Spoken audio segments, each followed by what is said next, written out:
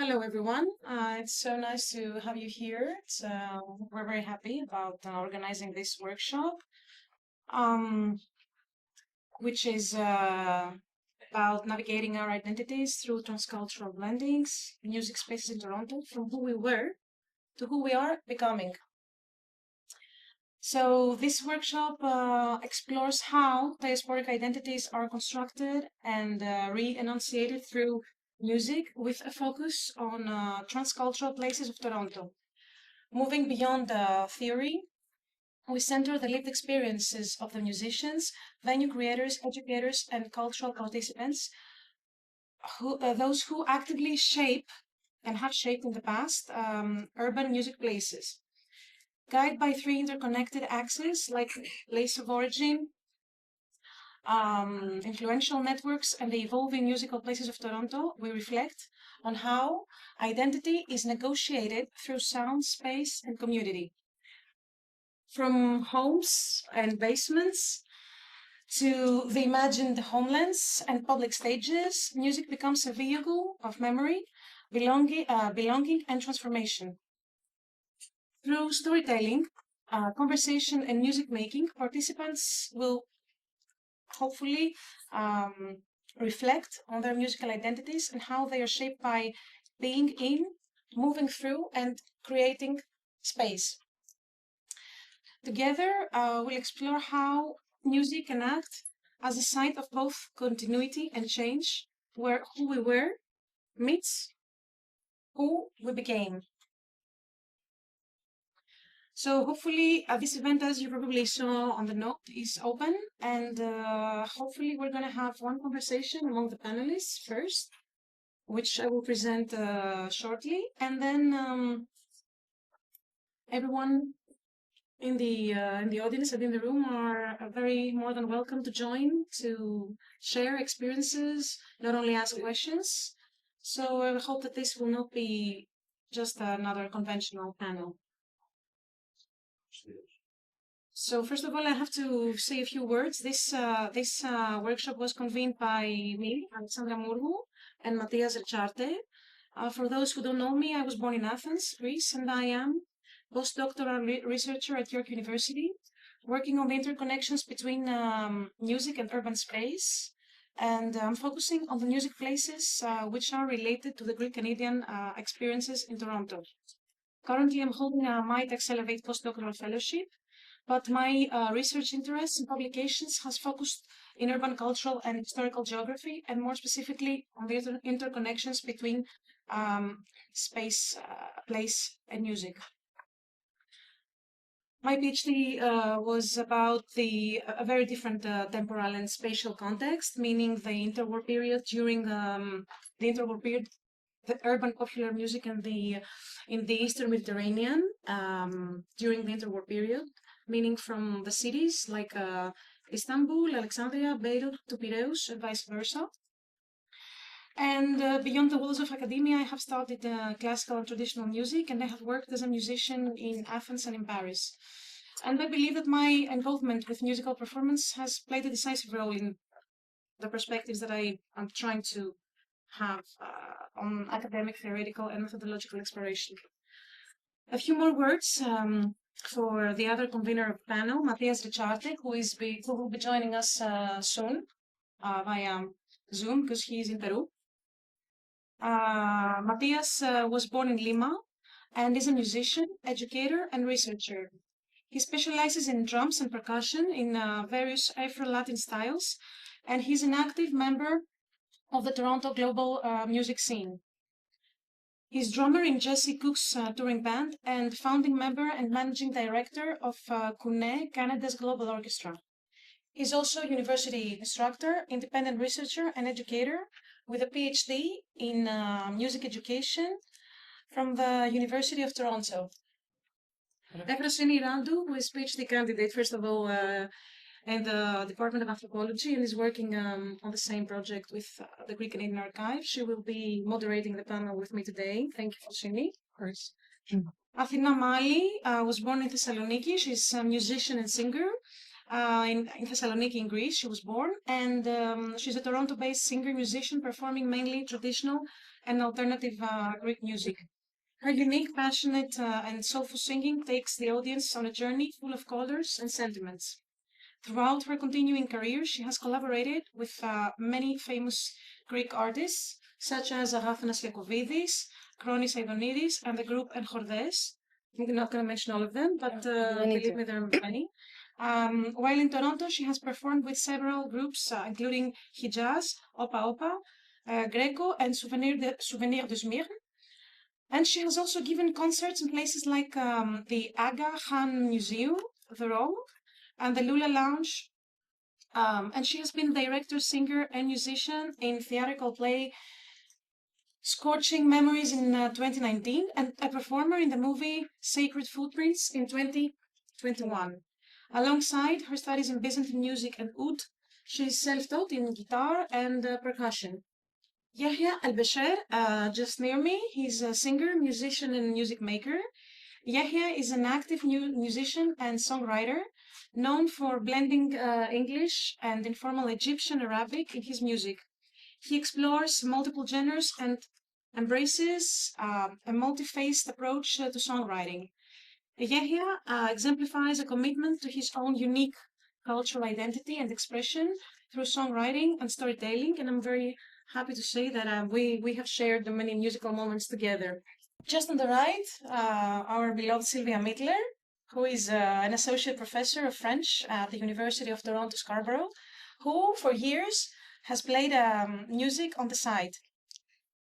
She was instrumental in the music flowering that took place on the Danforth during the Greek dictatorship years, meaning 1967, 1974, and afterwards, of course, and is presently planning, together with others, a Greek musical program focused on Café Aman style for this fall. I'm wondering who are the others. A collector of Irish, Hungarian, and Mediterranean folk songs, the older the better. Her favorite Greek musics are musics from Asia Minor, Greek Demotika, folk songs, and the music of Hadzidakis. She tells me that after many years hiatus, she is once again resuscitating her piano versions of Hadzidakis' Megalos Erotikos and O Κύκλος του Siennes. And last but not least, Walid Abdulhamid, who is bass player at University of Toronto and the Faculty of Music. Walid Abdulhamid is a Canadian multi-instrumentalist, composer, vocalist, music and film producer, known for his striking vocals, innovative bass technique, and his speed and precision on percussion. An active member of Toronto music scene since his arrival in 1991 from Sudan, he is the recipient of the Canadian New Pioneer Award, African Tama Award, Real World Film Festival Award, and Canadian Film Broad of Excellence Award. He also has taken many other awards, including twice a Dora Award. He is frequently invited to serve on juries in music and theater, and believe it or not, he plays 20 instruments. Walid is a Renaissance man who frequently conducts workshops designed for both new or advanced learners and works collaboratively with choreographers to produce innovative creations. He has recorded, performed, and toured with celebrated artists, including David Clayton Thomas, and however is most proud of his role as a mentor to the acclaimed younger artists such as D.B. Young, Ngozi Paul, sorry if I'm pronouncing wrongly, you can always correct me, and Zaki Ibrahim. Walid has been the subject of study for researchers and PhD candidates seeking to understand the workings of the virtuoso mind, and is currently a faculty member in the music department of University of Toronto. When he's not teaching, performing and producing, Walid can be found in front of the camera, acting in short feature films, most recently for CBC, KNN, and Film Festival France and TIFF. So thank you all for being here. It's I like very much the fact that that's a very uh, you know selective panel. So I just want to ask you a few questions. You can take turns. You can also ask each other if you want about your place. What are some of the places that has shaped you as a musician? And when I'm talking about places, I'm mostly speaking about your country, cities, homes, whatever scale you can think about. For me, I'm from Africa, from Sudan. Grew up, and I left Sudan actually when I was 16. I didn't come straight from. I lived in Sweden. I went to school there in Göteborg, and then from there to New York. I lived in New York a little bit as well. My What shaped me to be a musician, I think the culture. Like I was surrounded by a really very extremely rich, unique culture. Like growing up in Africa, like music, drumming, woman singing, grandma singing, like the whole house, it's like a theater show. Music, even the way we talk, the way we communicate, the way we operate in life, like a lot of rhythms.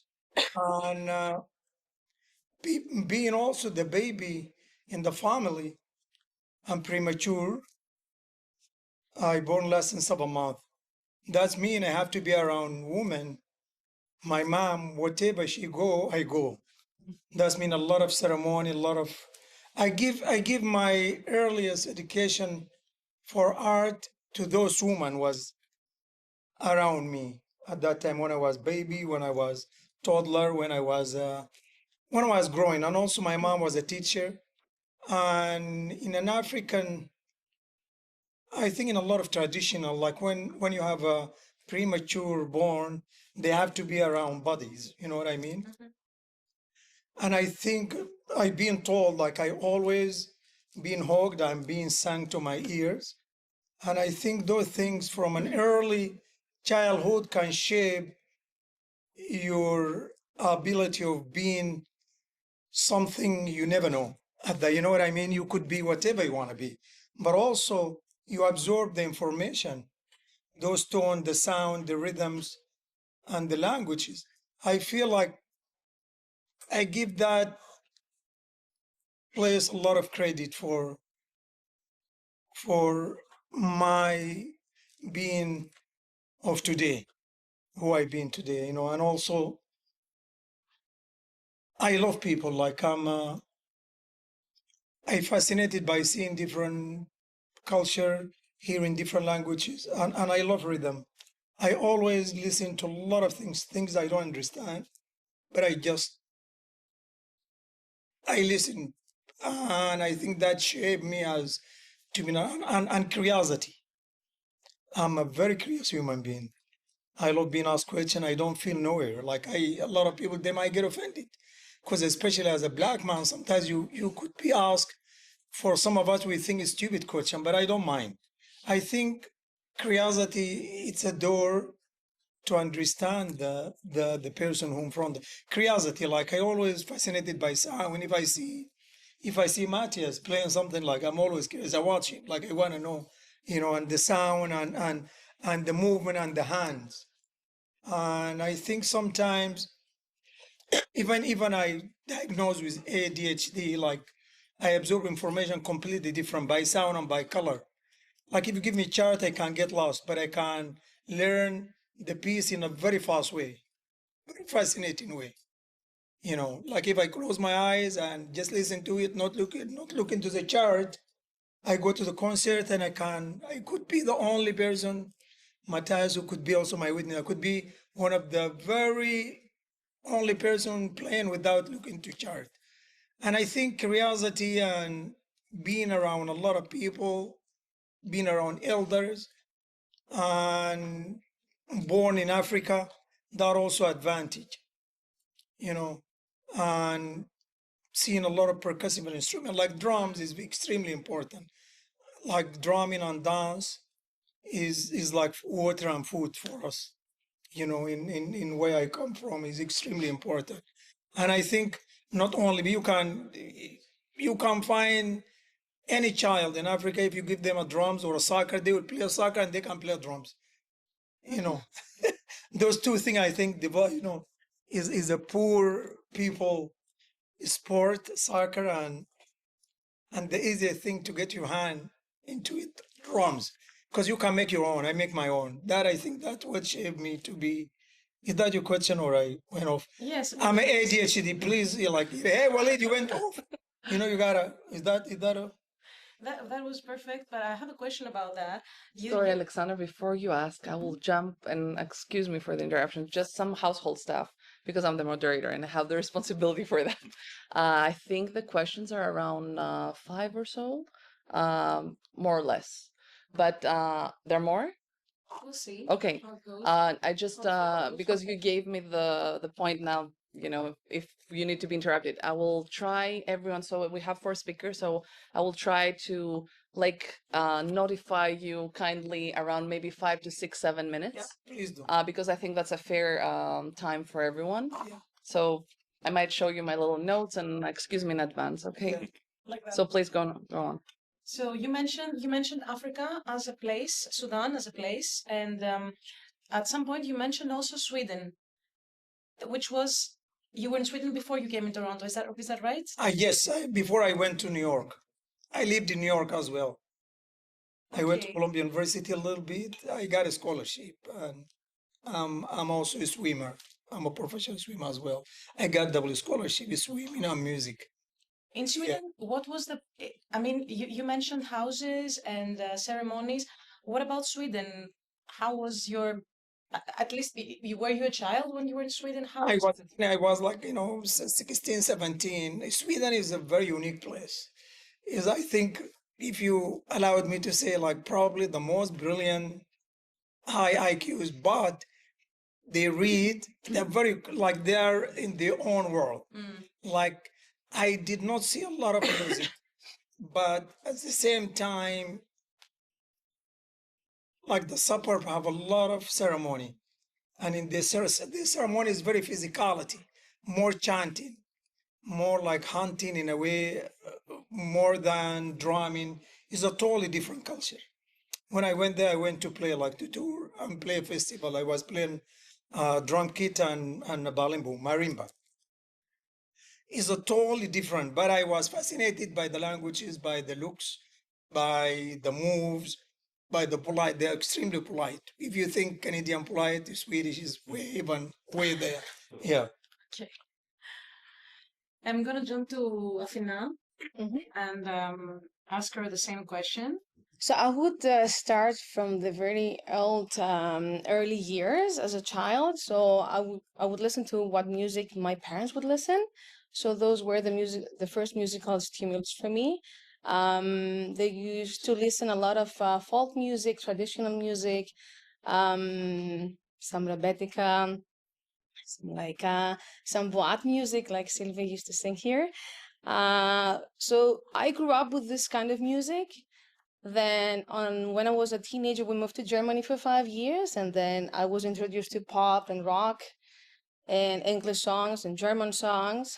And then when I moved back, I realized that this is what I want to do in my life. And I studied Byzantine music and oud, and I loved a lot of traditional songs. So I got influence from that. I loved Aloktas Mirneka songs. And all my venues and all the music scenes that I used to work, they were very different. So we had like music stage that we start with like Edichno. I don't know how to say this in English, but this is like, I think the quality is different in the lyrics mainly. We had the Rebetika de Laika, and then other days I would work as a piano restaurant that was more like jazz, like Hadzidakis, like Thodorakis, genres like this. And I had 3 vocal coaches that helped me a lot understand how to sing better, how to perform better. I think everything shaped, and from every musician or from every musical idol, I can say, that I used to have as a kid, and when I grew up, I took parts from everyone to create my musical identity. And in the beginning, you mimic stuff. This is how kids learn. This is how we learn in the beginning. And then you adjust. You see, you search your soul and say, okay, this fits me. I can express myself like this. And then you take stuff from other people. And then you collect everything. And then you say, okay, this is what I want to do. This is me. And you show it. So So you mentioned Thessaloniki and you mentioned Germany as well. And yes. I have a question about both Okay. both cities, because they're, I mean, Germany, first of all, which city? And secondly, would you describe like as place, would you define the city itself, music venues, the ambience of the city, and same thing? So my parents were both teachers. Then moved to Germany in Munich for 5 years to teach. I was a kid. I was in my 9 to 14 years old, and I only was singing in the school venues. And but I was introduced more into different kind of music, because in Thessaloniki, my parents didn't listen to English songs, not to rock. So I got influence from this as from my friends and my surrounded and Munich. And I think it's if you add all those together, and it's something that I love, the diversity of it. Because when you live in one country like Greece, I think we look at stuff and at people like with no broad vision. Okay, when I came in Toronto, I loved the multicultural that we have here. So everything, if you add this together, this helps you to identify who you are. I'm gonna jump to Sylvia and ask her the same question. Well, I guess my my case is a little bit different to start with in the early years, because I am the product of 2 European parents, a Dutch mother, a Hungarian father, who met in France. So when they came here, my mother was already a professional violinist. My father was a gifted amateur pianist, but a doctor. And my mother started her kids, me included, on music at a very young age. I was 3 when she started me on the piano. So the first influences were definitely trios, quatuors, sort of classical things.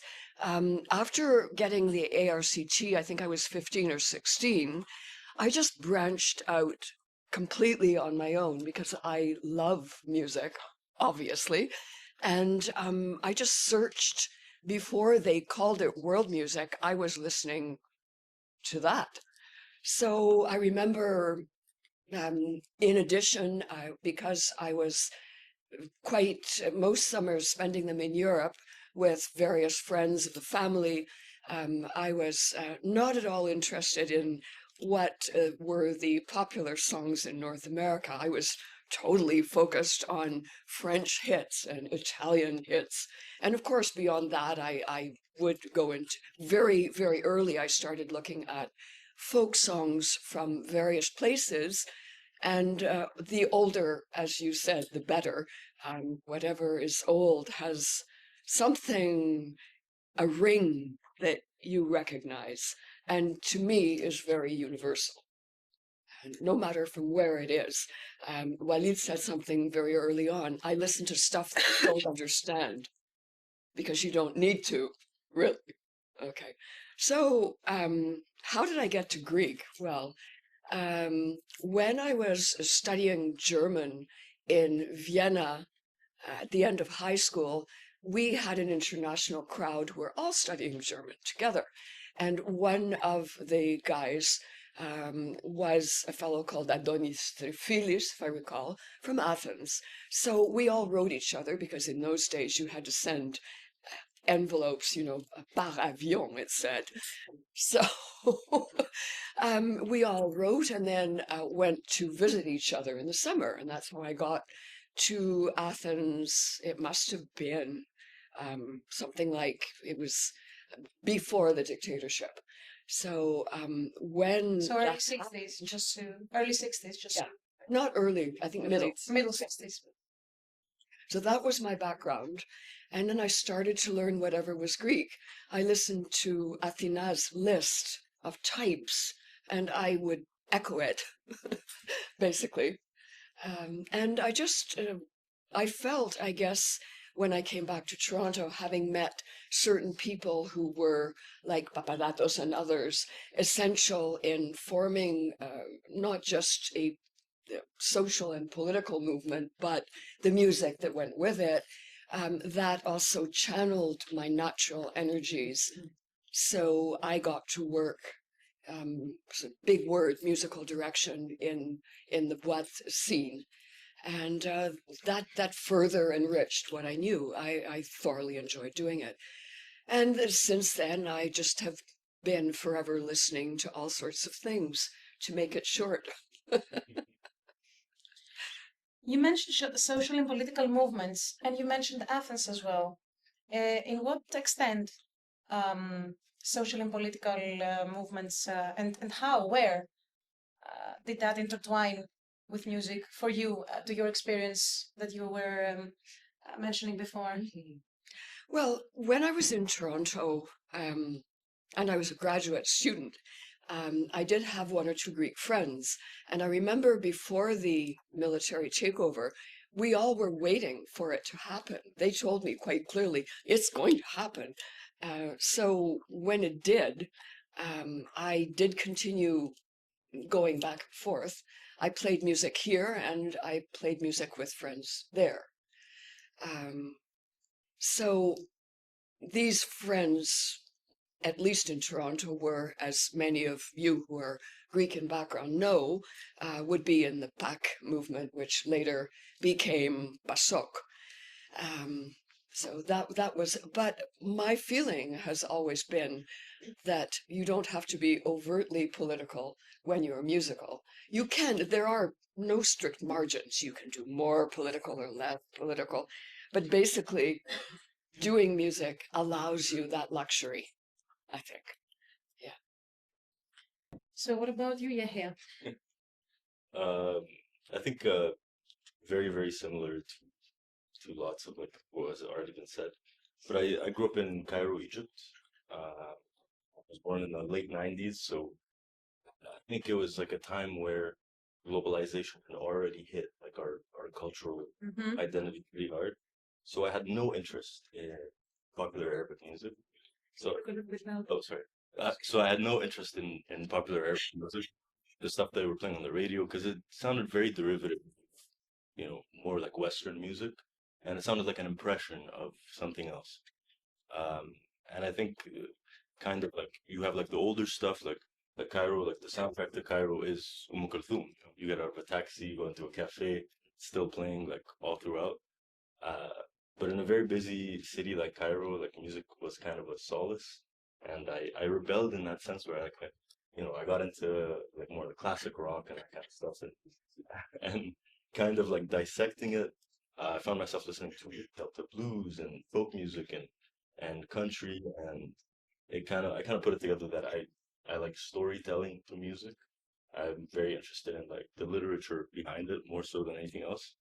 Um, and when I was 14, uh, the Arab Spring happened, and I'm roughly translating this, but the saying was, we were unified under the boot of injustice. And once that boot was kind of lifted, an incredible art scene came to be. And I saw like all the music that I loved and I was like listening to became kind of more uh, like well heard through a language that I understood and through an experience that I actually kind of lived through and I could relate to. Um, and about a year after I left Cairo and I came to Canada, into Edmonton first, which is, like non-existent Arab culture. At least I couldn't find it. So I kind of shifted towards more like Western music and the stuff that I listened to growing up. And that's kind of where I started playing my own music. And much like Walid, I was like very influenced by women, but I was just trying to impress them, I think, more so. Uh, so I started writing my own songs, but I always had that affection for the Arabic language and specifically my Egyptian dialect. And I always felt like, well, there's no audience for it. There's no audience for it until I moved to Toronto, University of Toronto, and I started finding these little pockets where not even like Arabic music, like Eastern European, like different like Asian music, different African music, and I just found people expressing themselves and expressing their culture um, in a very like unapologetic way, which made me feel like yeah, I could do that too. But a big part of my life has been here and but also there. So finding that balance and finding where I want to exist as a musician and what kind of music I want to do was kind of difficult. Like I'm still trying to figure it out. Uh, but I think having those places like specifically, I think Kensington Market has been very Yes. influential to me. Um, just to kind of try and be myself and express myself in that way and have people who understand it or at least attempt to understand. You mentioned for your early narration, you mentioned Cairo. You mentioned mainly public spaces, and you kind of connected it with the Arab Spring. So, like public spaces and social movements. Um, if you can tell us a little bit more about how that, more details about how that formed you, and if for you um, your relation with Arabic music is mostly via this public thing, this social thing, or it's also born in more like private spaces, like homes, how, like in your home. My parents were not musical at all. Like it was just kind of whatever was playing on the radio or like the popular songs at the time. But I think my grandparents played a big role. Like both my grandfathers were avid Kulthum fans, and I was like one of those things where like grown men, very like macho, chauvinistic, strong men, military men, and they would just sit there listening to the radio, listening to Kulthum, and they'd be in tears. So that's one of the things like early on where I found that music has the capacity to do that. And I think Kulthum is a great example of this because she came up in like the late 40s, which is arguably, height of the patriarchy.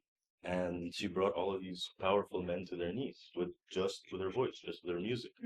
And I think that's the first realization, like consciously or subconsciously, of the power of what music can do and that existed in that private space. But then seeing it in practice, like during the revolution, like going to the protests, I was very young. I was 14, so I was very impressionable, very like malleable at the time. And seeing those like upcoming bands who are not playing traditional music, are not playing popular music, it's just also kind of a blend of something unique.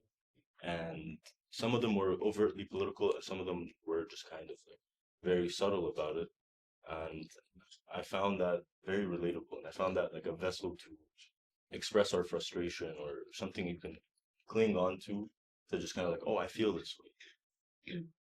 So you talked mostly about people like in the public space that you meet, and also you talked about musicians that you would hear from, I don't know, your city or your grandparents.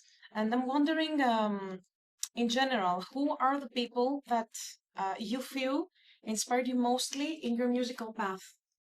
Um, this is, I think, as of recent, there are many people that I think will have inspired me throughout, like, playing music. But I think someone that I know personally is a dear friend of mine. His name's Ray Henderson, who is like anything far from Arab. He is a 68-year-old man from Muskoka.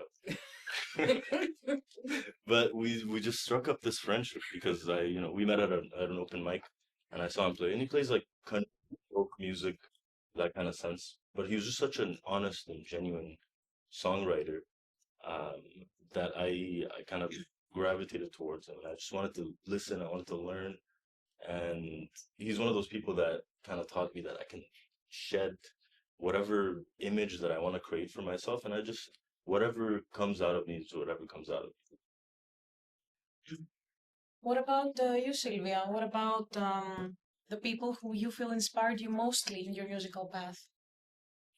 Who inspired me? There were Sorry, popular, not necessarily people that you knew personally, but in general. oh, but in musical. Music, yeah. Yeah. There were one or two French figures in the early part.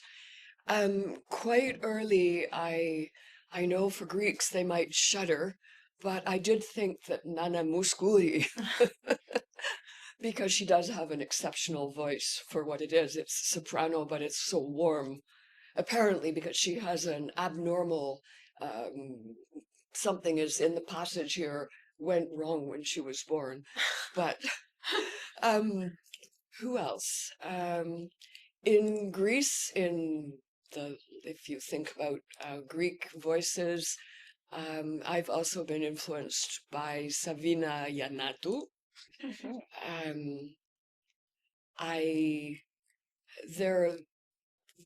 There are other people too outside the Greek environment. For example, voices in the traditional Neapolitan song that I have as influences. Another one in Spanish folk songs, strangely enough, would be Victoria de los Angeles, who has done a lot. She's dead now, of course, but did enormous amounts of research into many types of song. And then the last couple of years, I would end up with my going to points further east all the time. So Turkey, Iran, and so forth. You mentioned mostly singers and musicians, but what about family? What about friends, neighbors, neighborhood teachers? Did you feel that they played an important role in your path? The distant past was classical. So it was piano lessons with Pierre Souveran, who was the best at the Conservatory of Toronto, the Royal Conservatory, until Anton Querty came. And Querty, of course, was around for many years, but is now a past name. So it's rather uninteresting that way. Actually, my very first teacher was a guy called Boris Berlin, who is known in classical circles. The children loved him because he had very big ears, and he would flap his ears for you, and you would learn very well after that. So I influences after my early years, it's really just my listening, but no teachers, not Right, really. right. What about you, Walid?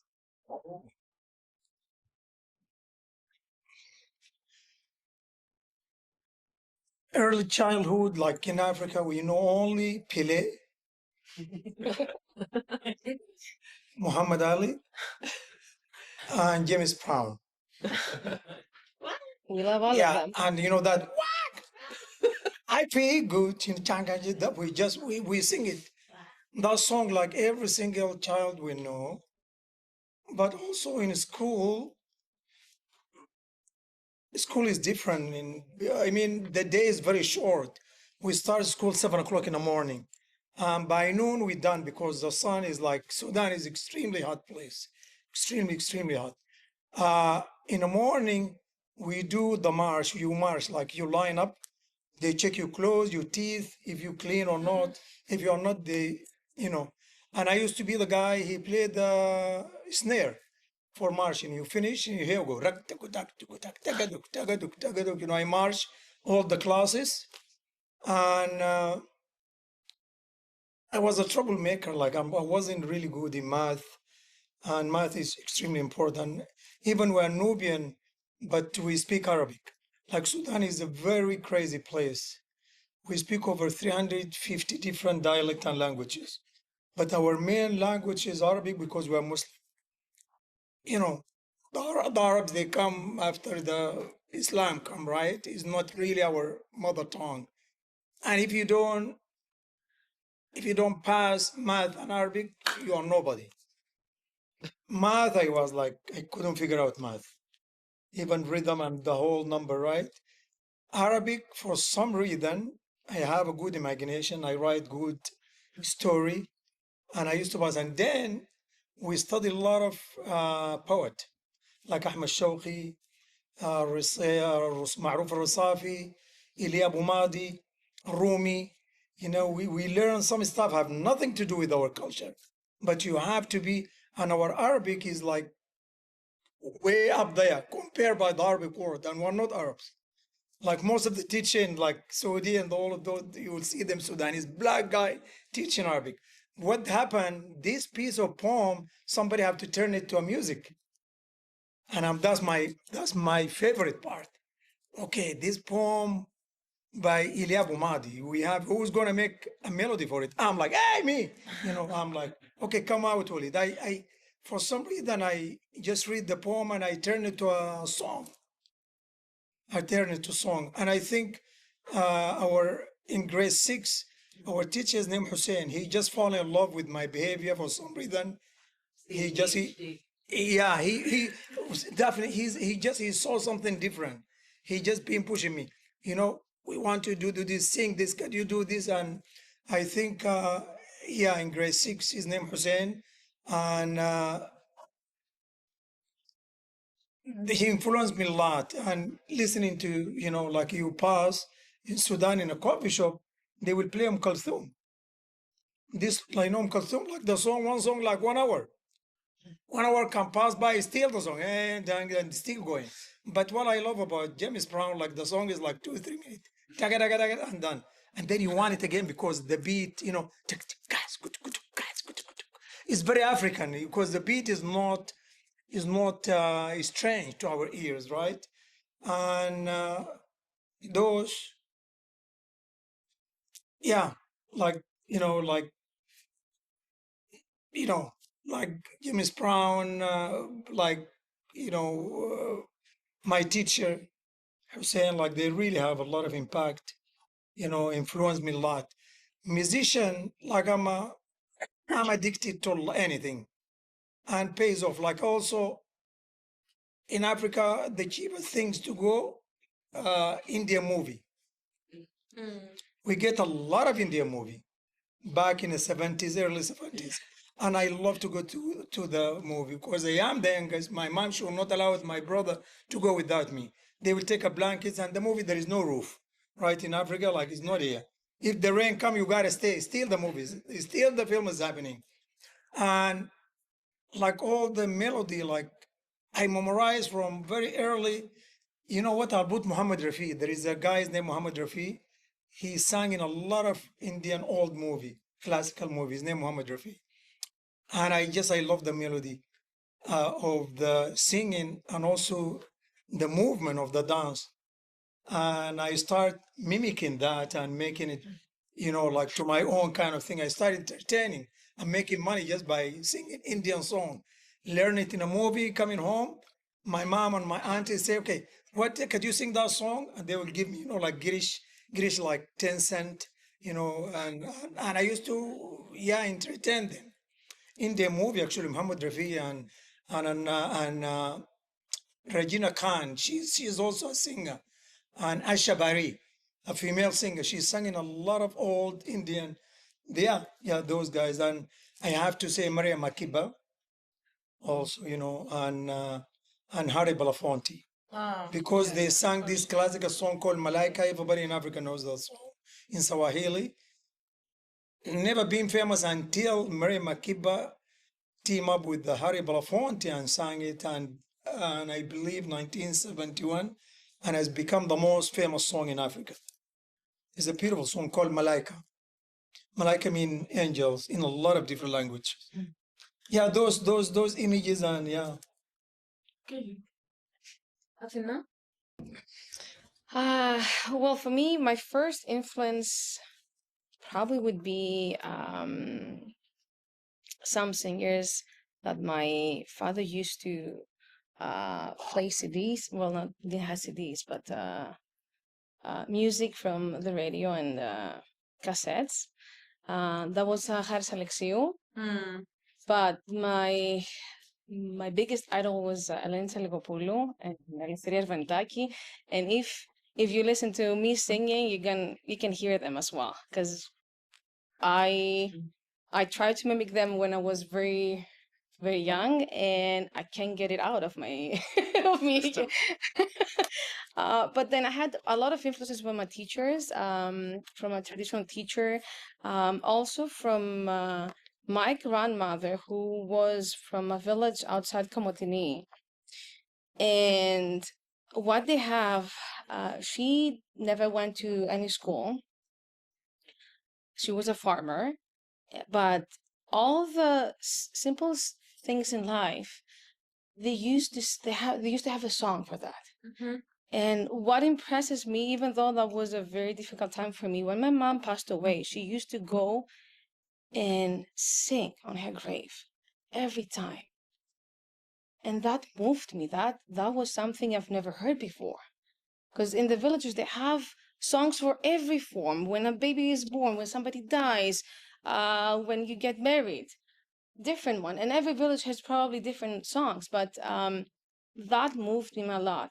And then I get touched by every musician or singer that I see that speaks something to my soul. It doesn't mean that I still get influenced when I go and see a venue or a concert. Sometimes maybe the voice or what they're gonna do, or how they're gonna sing, or maybe how they're gonna play it, because the song is not only singing, you have to play it, right? You have to play the lyrics. Sometimes we don't understand the lyrics, but you can see the people when moving, right? All the movements. So you grab small things from everyone. I think everyone can be a teacher that is good on stage or even out of the stage. But yeah, I think a lot of people influenced me, but the majority were the three that I mentioned in the beginning. So, what was what were actually the things that surprised you mostly when you arrived in Toronto about the music scene? What did you feel was familiar and what was new for you? Well, it was the second time that I've moved to another country. Well, that's another continent as well. True. What didn't surprise me is that when I came here, the Greeks, the kind of music genre they hear is a different what we used to sing to hear in Greece.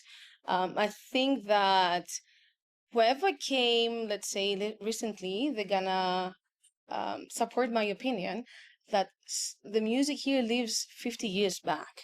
Or what they're listening is what only the radio is playing, but the radio is very selective. You're talking about the Greek diaspora mostly or generally? Well, for me, I'm singing Greek songs, right? I present the Greek music here, so I'm gonna speak only for the Greek music here. And that was the biggest surprise for me, because the rest, it's new, right? I listen to the new music stuff. I mean, from every country, from Eastern, from Western. But for Greek specifically, Greek music, I had a sense that nobody's listening on all the genres we have in Greece. It's very selective. And that selection cannot represent Greece in general. So that's why when we came, we tried to make like a musical scene to sing those songs. And Sylvia might agree with me, because when she was singing with the boates, they used to sing all this kind of songs, right? Now, after the boates closed, then it stopped. It was only bouzoukia. I know you might not understand for us, but if you lived in Danford and you hear Greek music, yes. A big surprise, good surprise, was the multicultural that I saw in Toronto, and I loved it. Now that I'm doing the Smirneka songs and I have my band, I saw that some of them, my musicians are from Syria, and one is two are from Turkish. So they bring all the memories, and we have so many in common, so many things in common. And you don't see that unless you interact with those people and you interact with the cultures. In Greece, we don't have this kind of interaction. Or we don't want to have this kind of interaction. So it's kind of a dilemma. But here, I learned so many things from this. And I love it. I love all these interactions. You learn new things. You adjust your stuff because, okay, this is what you learned up to today. But what if you go one step forward and you open your eyes? Oh, yes, that can be inside the song as well. This is a different perspective of that. So you're mostly talking about this common musical idiom that has blossomed for many years in the whole Eastern Mediterranean, and you're mentioning people from those places mostly because you mentioned Syrian, right? You mentioned Turkish. Well, in general and in general, speaking, the music that you were playing is very much focused on that. well, now this is only one group that I have, but I was talking about one is the Greek, that the selection that they have is not what I would represent Greece for as a music ideas, and the second one, yes, is the multiculturalism that lives in Toronto that helps all this to develop, evolve, and it's fantastic. It's a very good for every musician that comes in Toronto. That's what I think. All these interactions is only for the best, and you involve and you learn more things, you adjust, and you develop. I just saw a few hands raising, so I'm very happy because this is very promising for the conversation next. I'm going to hold the names here so that we continue. But I will ask the same question to Sylvia. What about, but you've always arrived in Toronto, so I'm not sure if that question can be exactly put that way. But I would ask you when you like, because you described a journey, journeys for you, summer journeys. So what was the thing that you would consider as turning point in Toronto for you as a musician, and when? I would have something to say. If you bear in mind that I grew up as a typical, I'm not typical, no, but a Canadian kid anyway, and started to go in the summers elsewhere to Western European countries, basically, and then onwards when I was 10, and every summer. Nonetheless, it was a pretty safe life if you compare it to so many countries where it's far more turbulent socially, politically, and so forth. So something that was a real turning point for me was to be present in Greece when there were the marches that were going. This was prior to the dictatorship, and people were chanting "Enna teshera," the law. Yeah. And there were police, and they carried batons, and they used them.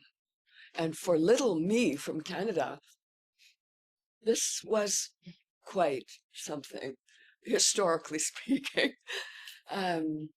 Another thing similar was when I worked with the Council of Europe on the Greek case. And the third and last time the Council went epitopu to Athens, I was with them in the translating people. I was the only one who was allowed to stay where I always stayed. All the rest of them had to stay somewhere close to, it was a hotel where they could be easily spied upon by funny little men. You could recognize them immediately. Even if somebody went, pardon me, to the bathroom, they would look at their watch, what time, what they did. It was ludicrous, really. And at that time, the feeling in Athens was again something that for a safe little Canadian girl was shocking.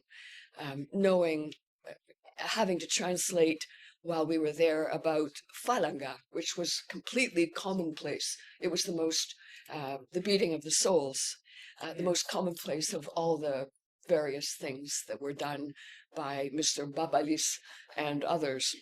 So that's my baptism of sorts, if you would allow me. And how did that change your music, your perspective on music, and your what you were doing when you came back in Toronto?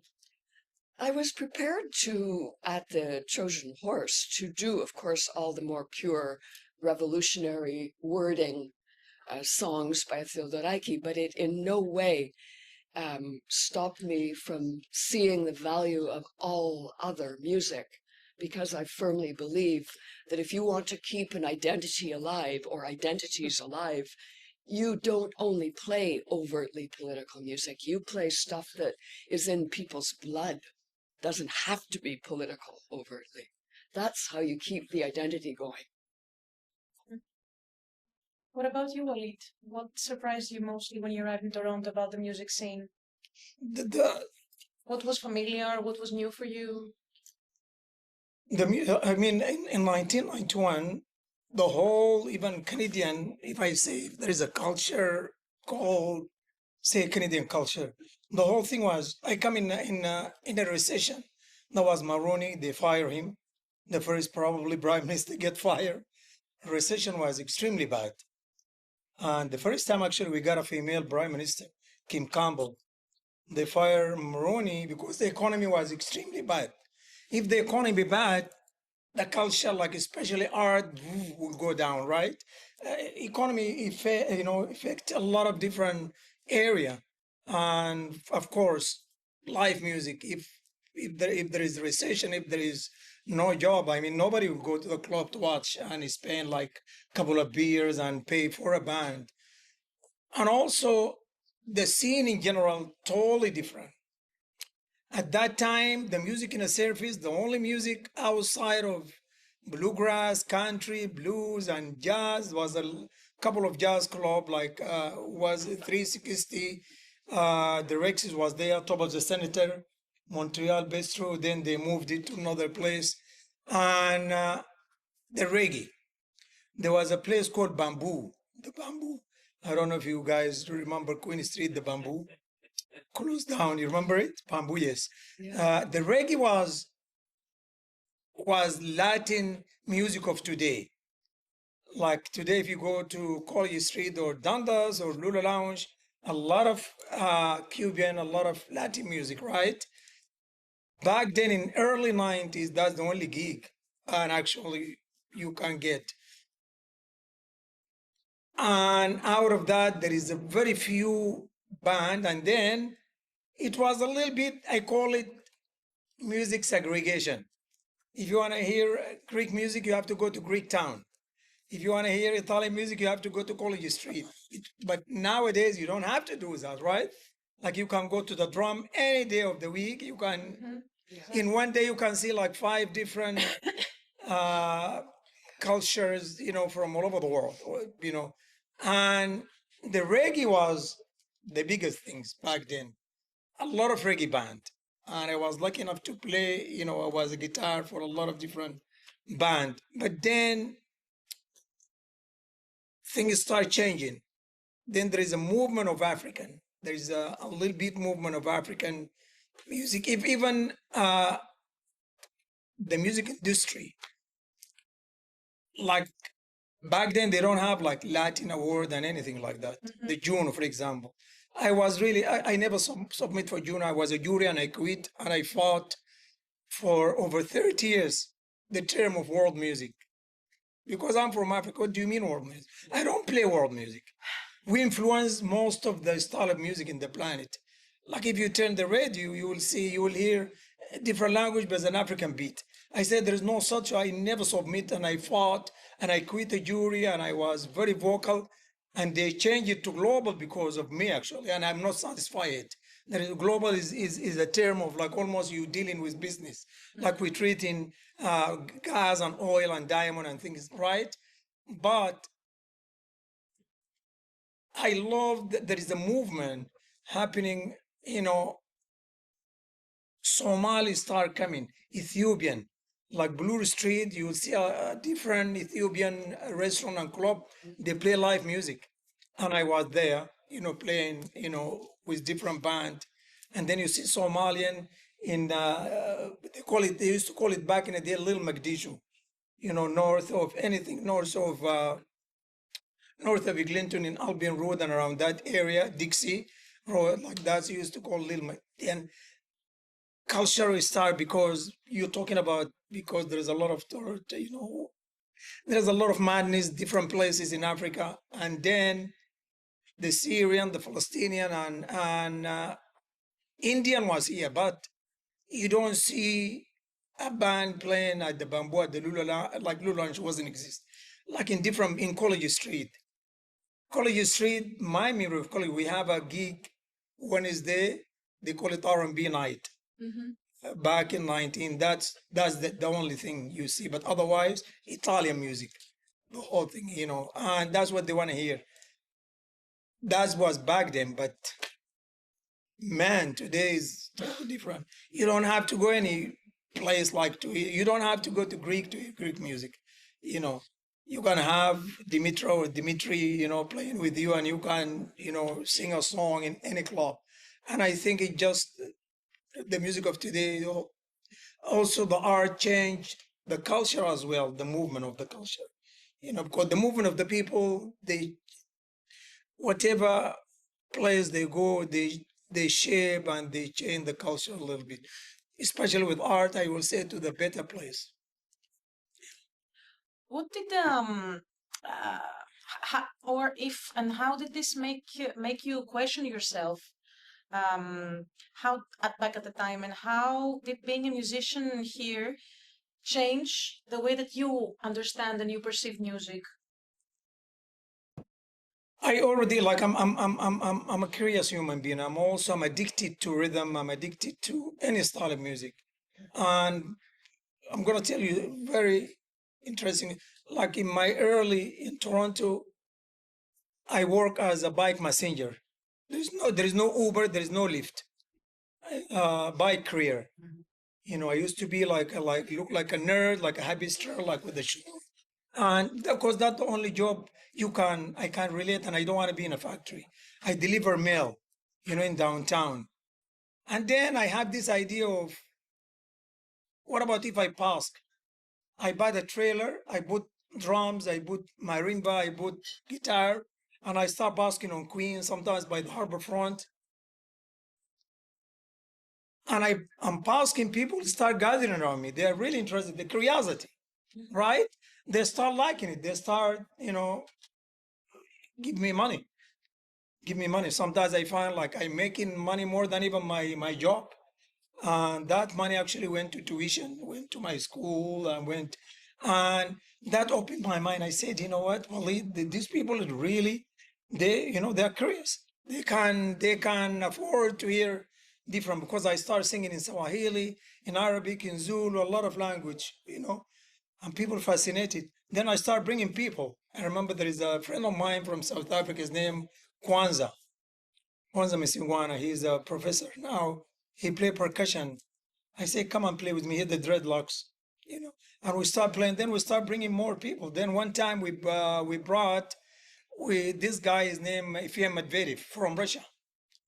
He play flute, and I love. I say, you know what, Kwanzaa, maybe he can join us. And I ask him, you want to come and play? And we find out this guy have a PhD from Moscow Conservatoire in classical, in sax and flute. Yeah, and he was playing basket. Nobody knows of him, right? And I think these are little things like just by being in different corner in Toronto can open people's mind, pays off. And then you realize hey, why not playing in a club? We approach the 360. I say, we're playing, we got a gig here, we got a gig there, and we form a band called Tikis at that time. Yeah, it's a little bit of a journey, but the movement and the diversity is so beautiful now. But back in the day, it wasn't like today. For sure, it's not. Yeah, nowadays, I'm very proud how the music scene, especially, and the art scene in general, especially theater and music, where they are now. We have some work to do, but they are in a safe place. A few years after, 1 or 2 decades after Walid's arrival, you arrived in Toronto. Is that right? So, what surprised you when you arrived about the music scene, and what was familiar, what was new, and how did that make you question yourself? How do you start to understand music differently? So I think I have Walid to thank for this, but the music seems very Give me some, charge you some tax or something. it was very very receptive, very welcoming, and I was surprised by how much like people actually wanted to hear something different. You know, and when I started making that shift from like English to Arabic and started playing like my own Arabic songs, I would find people who definitely did not speak Arabic, and they're like, "Oh, you should play more Arabic music." And I think it kind of ties back to your point about like how you just don't sing, you play the lyrics, and I think that's something that translates like really well. So I feel like Toronto has a good audience that is willing to listen and willing to kind of have a different experience from what they know. Um, and I think we've all probably experienced that like at some point where you go to somewhere and like people don't like the music because it's like not familiar and like different to what they want, and they just want to sing along to the greatest hits or whatever it is. That's I think what surprised me the most about Toronto is it's not like people are very receptive. And in terms of familiarity, it was finding like the Arabic music, the stuff that like, and really you're one of those people. So I'll definitely like I owe you a lot. So um, so finding like reconnecting with my culture in that way and finding value in it, because I think back home you kind of take it for granted, and we have something again roughly translated into the foreigner's complex. You have like this idea that anything foreign, anything from outside is much better than what we have to offer. So coming here, I think I just found a lot of value in like my Arabic culture, my Arab identity, my Egyptian identity, and seeing people receive it that well is very endearing, very nice to see. Was there anything that made you question yourself about how you perceive? I mean, you mentioned that you somehow rediscovered Arabic music when you came here. And you mentioned also music back home and how it is perceived there, how everything, which is also the case in Greece, actually. It's the same, very similar mentality. Um, so you said that coming here somehow you Arabic music or Egyptian music was reintroduced to you, and so was your identity Yes. as a person and as a musician at the same time. So Yeah, sorry, I interrupted. I guess like because like you don't make music in a vacuum. You make it for other people. And I always had this perception of like I have to sing in English. I have to sing in English because I'm a songwriter. I want you to understand the song and what I'm trying to say. So I had this back and forth when I started playing Arabic. I was just like, well, I have to stick to one lane, like just focus on one thing. Um, and that I found later on that that's not the case. And finding the balance is very, very difficult because like I still like writing in English, and I think I'm much more proficient as a writer in English. And starting to play Arabic again and incorporating like songwriting in Arabic has kind of made me question, well, why am I not exploring that side of myself? Why am I not reading more Arabic poetry? Why am I not trying to increase my proficiency in written and like formal, like standard Arabic, as opposed to like just my Egyptian dialect?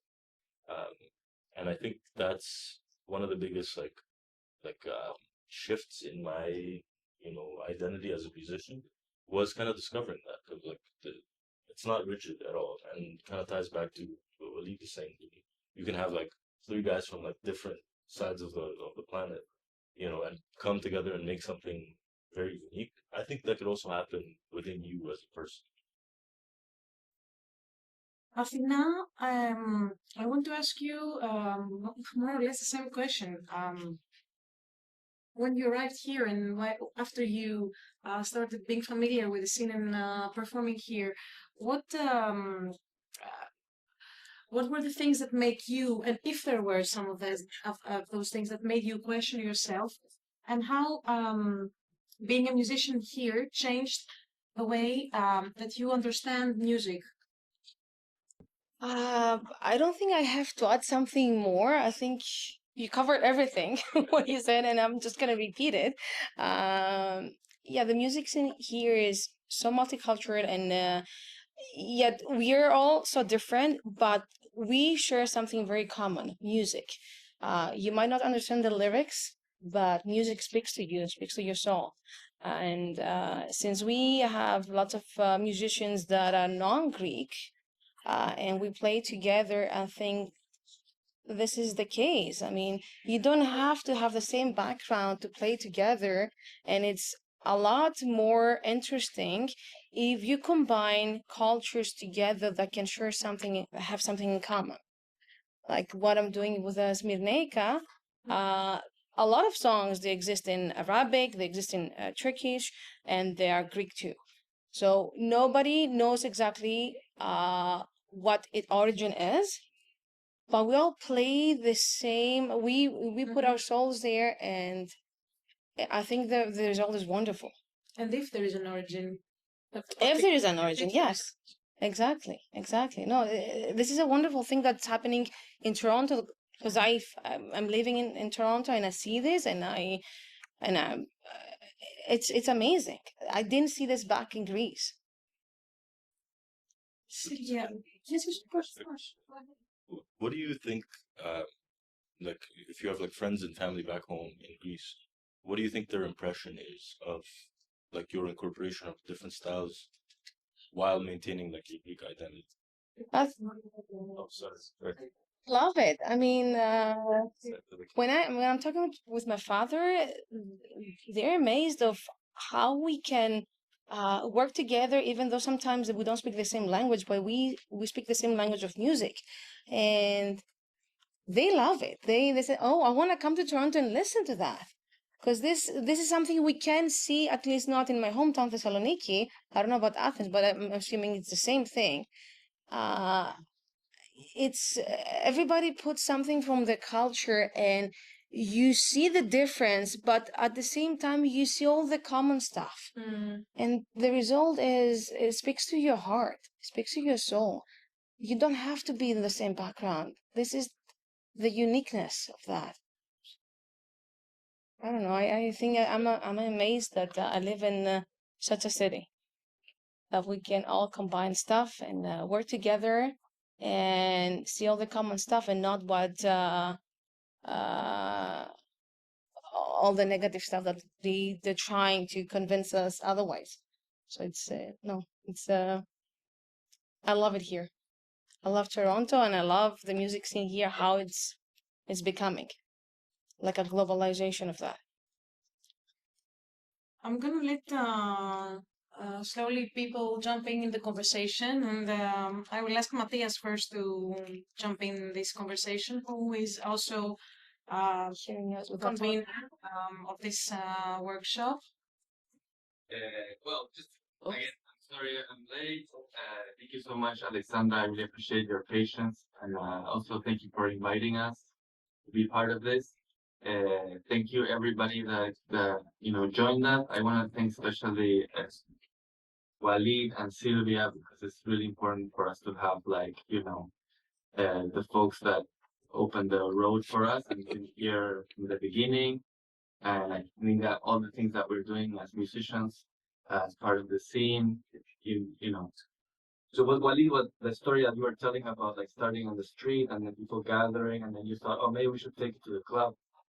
We didn't have to do that. We went straight to the club, thanks to you, for opening up that space. So thank you for that. Thank you for all the very interesting things you were saying. I was just gonna say about the reason why, for me, for us in Pune, it was important to be part of this is because we're all immigrant musicians, and by working together, we realized, everybody coming from a different culture, different language, different style of music. Really, what brings us together is both the fact that we are musicians, and so we always, like Walid, we want to learn more. We're always curious about different kinds of music. We're always, uh, like Athena was saying too, we're always just curious to learn more and to know more, and so we want to meet each other. And also the experience, I think that some of you were talking about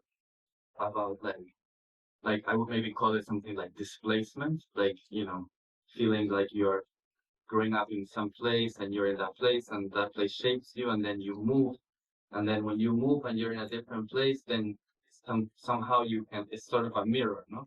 Like when Walid was talking about Sweden and Atina was talking about Germany, and like, oh, being in Germany really made me want to play Greek music.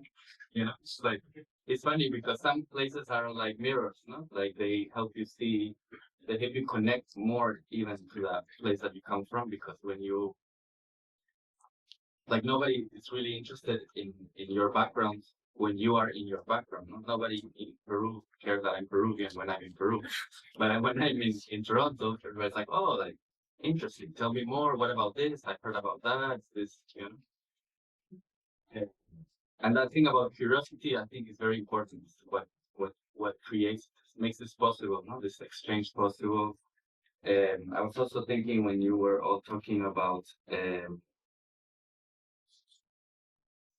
even what Antina was saying about, like, when you come from a tradition, or you come with all these sounds from back home, and even those sounds, as Walid was telling the story about the Bollywood films, no? Like, sometimes when people ask me about Peru, like, Peru is just like Sudan and like any other place. It's a very complicated place, lots of different influences, lots of different kinds of media that comes through. So really being from a place is also being from lots of places, at the same time.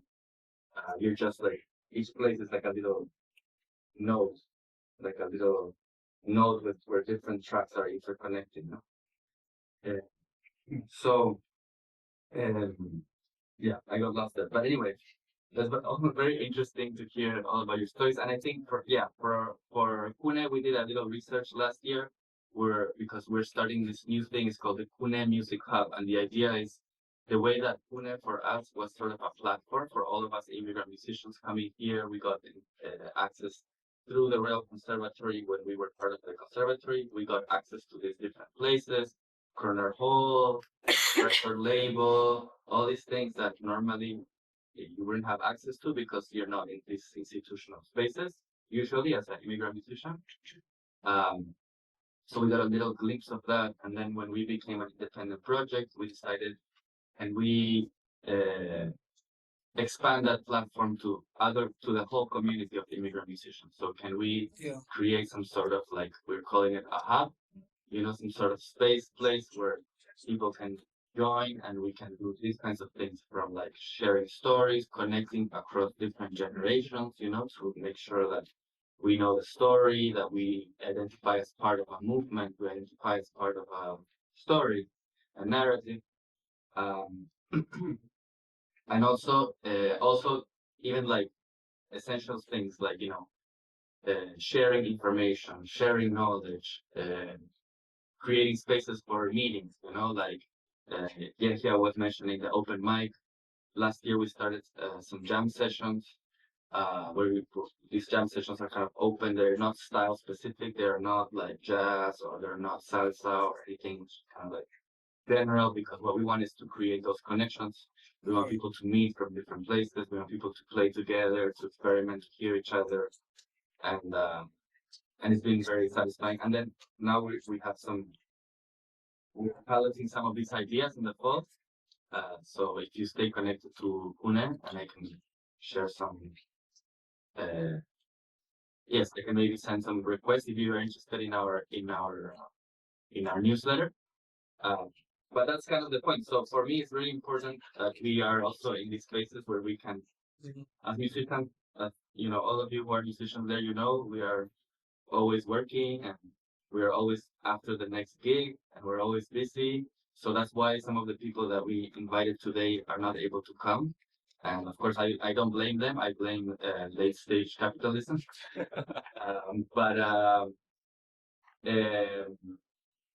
But it's still very important, I think, for us to have this conversation, have spaces like this, and share our story also with other people in other fields, because I think it's important for us to build up this narrative.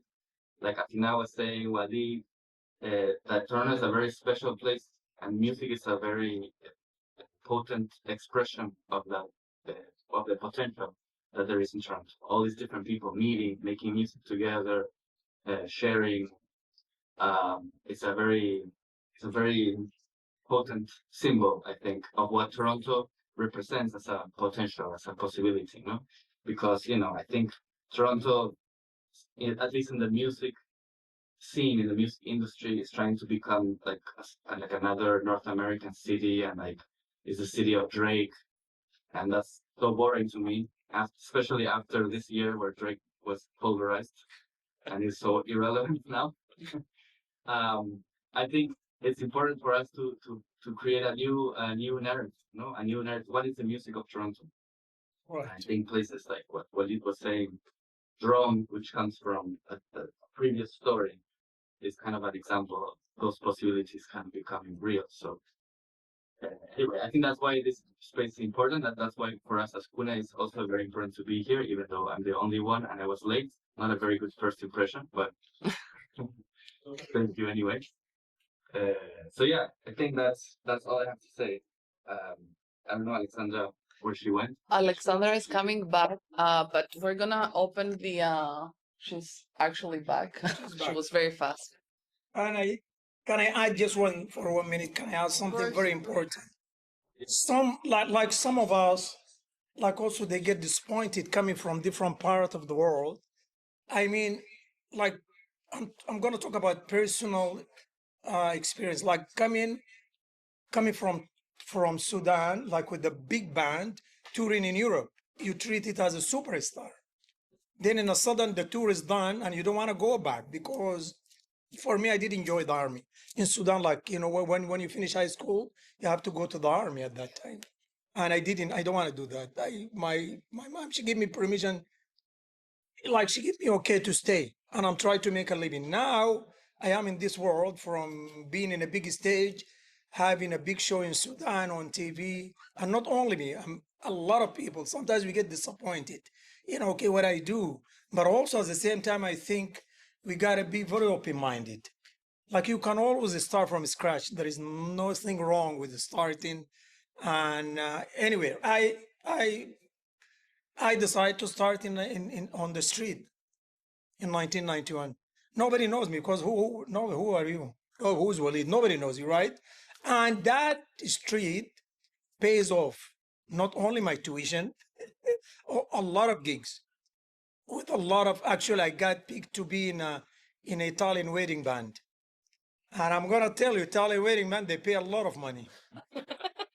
A lot of food and a lot of money. Anyway, I just say it sometimes is not a pretty and it's not romantic when you start in a new place, a new country, new culture, new environment, and you have to make your names around. You gotta start. So you gotta also need a little bit of, you gotta be open-minded and humble yourself. If you think like this, and okay, I'm a super, I was, no, you're not gonna go nowhere. Yeah, I just want to add that as well. Yeah. Thank you. I'll direct a little bit unless Matthias wants to jump in to say something on Lee's comment. But Maybe I'll Yes. just say one little thing, because I Go on, appreciate what is the clarification.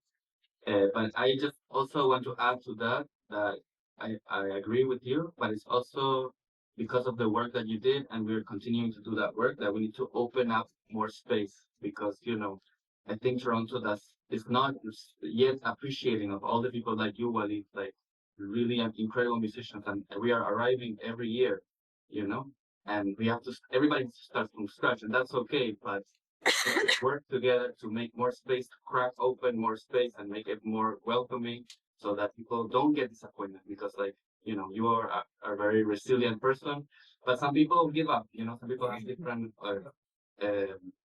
experiences, family crisis or whatever. They just give up, and we end up losing a lot of musicians. We end up losing a lot of people because of that, because we need to open up more space. So I think that's also why this is important, this kind of conversation.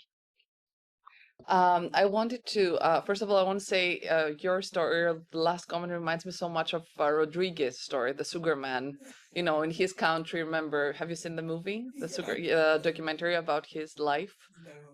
So basically, an American who was very like a known in his own country, but then he goes. I don't. South Africa. Yeah, South Africa, go and to then he South becomes Africa. like a legend He there. play Like, in a stadium like 50,000. Yeah, and then he yeah, was working construction, so he would go yeah. back to Michigan or somewhere, Detroit, and then he would work, and he would be Right. no one Yeah. again, but like in construction. I just wanted to include Alexandra because in the conversation, because she's also a musician too. And I had and then we'll open to the audience to like so we can have the interactive conversation that we wish to have. But you maybe that doesn't apply so much to Sylvia, but most of you, including Alexandra, who's more recent to the landscape here, to the soundscape, you come to Toronto at a certain time. What and some of you are like you are doing storytelling, you said, and I was really struck by that.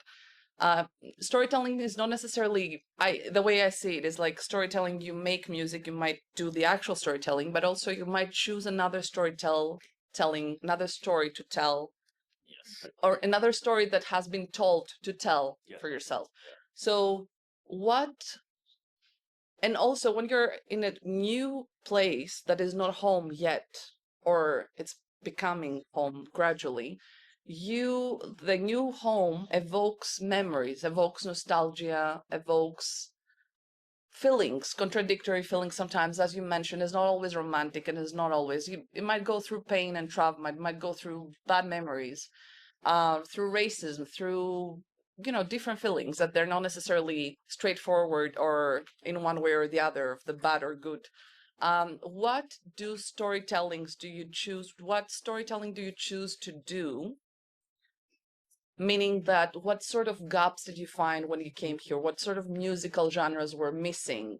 What musical genres did you and stories did you want to fill in the new place? You felt the need to sing here, and if the audience also shaped that, like the fact that there was some like acceptance, not and what kind of audience was that? Were it people like you that had arrived recently, people that I mean, you kind of, we talked about it here and there, but I would like this, like specifically to situate yourself in this like moment that you go out there and you sing what you want to sing because it comes from your own need and not necessarily because you are being paid for the Italian wedding or like things like that, but like it's your gig, it's your thing.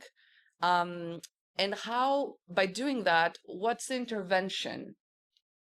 Like, how do you steer the water? Is it by bringing different people from different cultures? Do you feel like educating your own quote unquote like co-Sudanese or whatever you're identified because you have multiple identities. So I don't know if you like Arabic or what sort of people, like Egyptians or Arabic again, like you sing about Smyrna. Do you evoke memories to the people that they have a background from Smyrna, for instance? Or so what do you think you do by choosing and performing and singing the stories you want to do? And what stories are that, right? Sorry, maybe too much of layers, but like pick up something and just. Is that me or It's open to everyone, but Okay. I wanted to include Alexandra because she's also a musician and she runs the show here, but I want to turn that to her so she can be part of that because she's part of the music. Like eventually she'll become more of a. I'm gonna say just a few words because I don't want to monopolize this conversation anyway. So for me, I'm really a newcomer here, so I can't talk about performing here so much. I can talk about my experience and how this has shaped how the coexistence with the audience. For example, I've mostly performed in Greece and in France. And for sure, being in another place and being displaced, especially during the big economic crisis period, for me was a thing that really shaped me because I didn't know if I would ever go back. And although I did go back, I had to leave again, once again, for similar reasons. So Yes, of course, playing in Athens is a very different thing than playing abroad. And every city that you're playing, music is again very different. For example, in Greece, it's like the audience is very much more απαιτητικό, demanding as far as the repertoire is concerned. They know the songs, they know if they're good, if they're well played or not. This doesn't exist in the same way when you play abroad, and I guess that happens in every country. In France, though, and of course in Greece, it was much more like um, you could not really, if you put a label on you, like you play rebetiko or you play, I don't know, it was very difficult to get rid of this label. For me personally, when I was performing in France, first of all, it was a navigation of my own identity because the music that I used to perform was rebetiko and urban popular music of the interwar period, from Asia Minor songs, from the island songs, all this repertoire, which is really big and difficult to define. But still, because Paris is also a very multicultural city, but it not cosmopolitan like Toronto. So Greek people usually play with them among themselves. Turkish people usually play among themselves, and in very few examples you see this fusion. So mostly what was asked from us was to bring our culture and serve it as a food. So the sense of being exoticized and being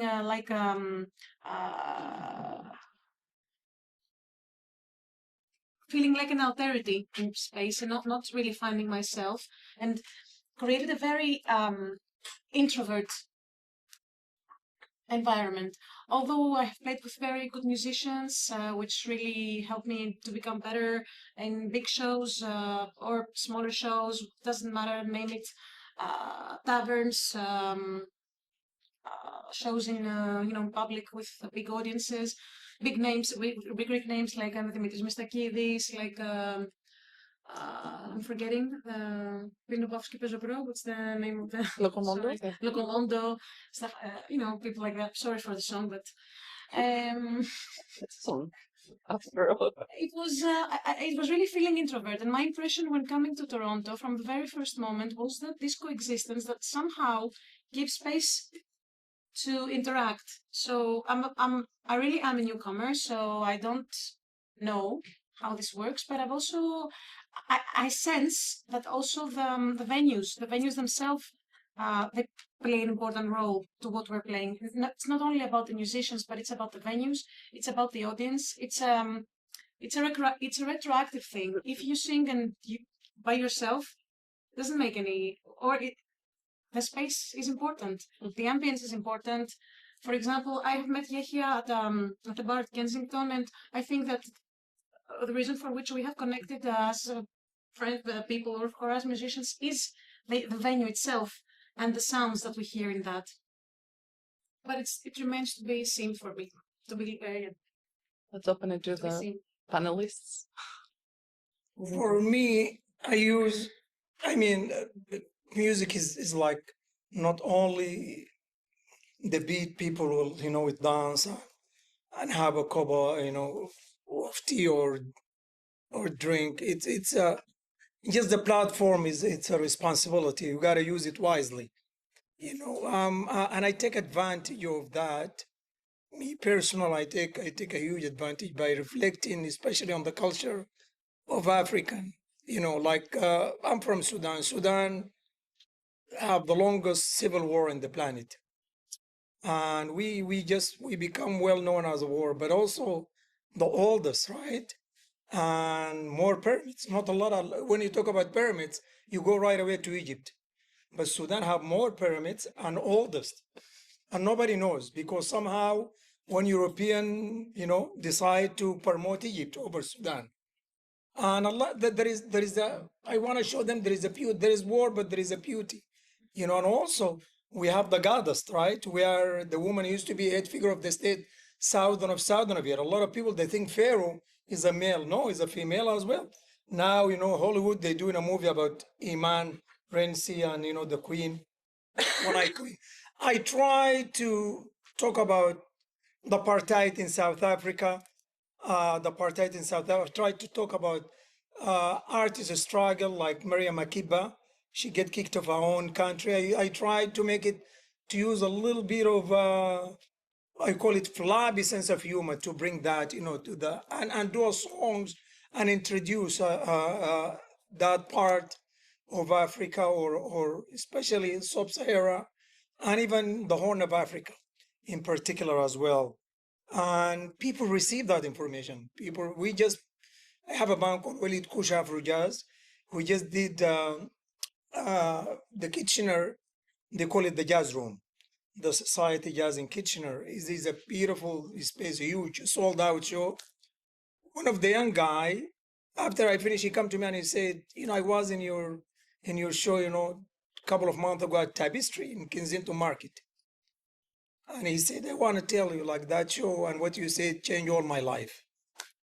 And that by him saying that, I said, okay, I don't know what I said, but something I said, and I asked him, I hope in a positive way, say it a huge positive way. Probably this guy, he got curious and he went on Google, and and this is the positive thing about music, being on the stage, because I'm not going to convince you to vote for me. I'm not a politician. I'm not a Green Party. I'm not a communist, and I'm not, liberal. I'm not there on the stage to convince you. I'm just telling you a story. You can take it, or you can also just take it from here and take it out in another area. My best, like, to reflect on issues, political, social justice, and all of that. Yeah. Does anyone else want to answer? Just to jump in, Sure. just add to what Walid was saying about the pyramids. Yes, Egypt are known for the pyramids, but I think that there's much more to that, and I think that's part of the gap that I kind of want to fill with the storytelling, because Egypt has very rich anti-colonialist, anti-imperialist history, like a culture that extends back like thousands of years. So I think there's something to be, gained from picking up on that culture. So like the cities of the canal, the Suez Canal, like their style of singing, their style of like folk songs, and they play an instrument called the simsimea. I don't know if that- Simia tambora, yeah. It's like a Rababa. and it's like that type of culture that is kind of like hidden away, or like just kind of kept in that sense. I feel like that could be capitalized on and taken into like a different sphere, and just have people benefit from it. In terms of gaps as well, like I don't see a lot of Egyptian musicians, especially singing in the Egyptian dialect. And maybe I'm a little biased, but I think we're the funniest. Like, there's like the capacity for humor within the Egyptian dialect that is like very, very strong. And that's, in terms of like storytelling, having that sense of humor is also important when discussing like more somber, more morbid like subjects. You can make it like a little bit more lighthearted, a little more digestible. Um, and I actually have a question, Sylvia, if you don't mind, Okay. because I guess you have been consistently here, Yeah. and as someone that grew up here, have you seen any gaps in that kind of like music scene and like the culture, and going like traveling around and coming back? Mhm. Like, how do you see that evolve? Toronto has evolved incredibly. I mean, everybody's been making reference to that. You talked about Walid neighborhoods, which was the case. It was very compartmentalized. And I wanted to even go back earlier to talk about what my parents were saying. My parents arrived in 1944.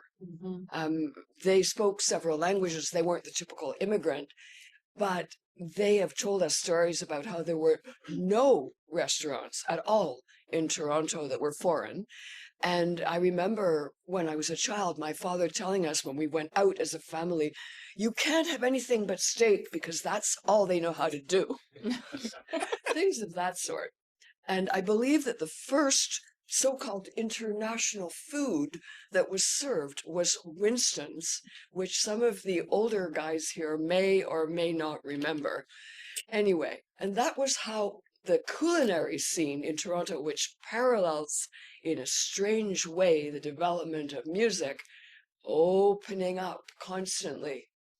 I would make a point there.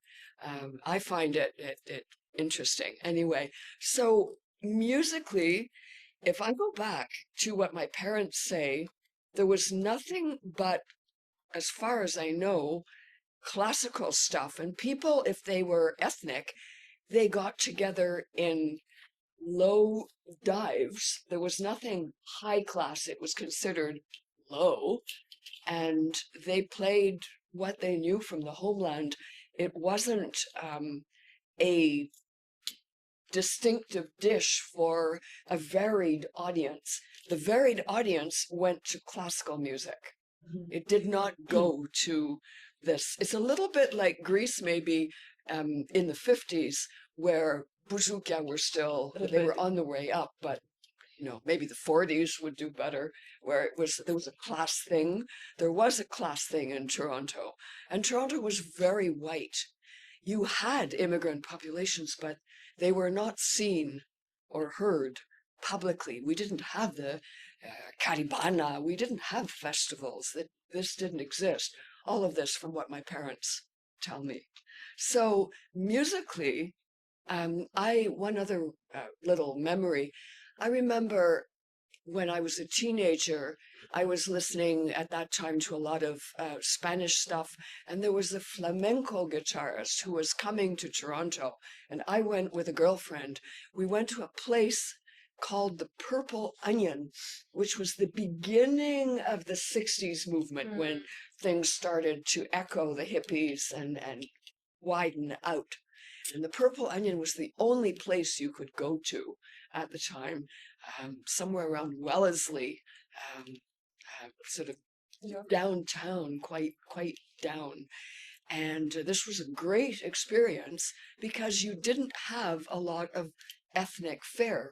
And Spanish, of course, which is quite safe, it's not at all exotic, even if it's flamenco, was already enough for Torontonians.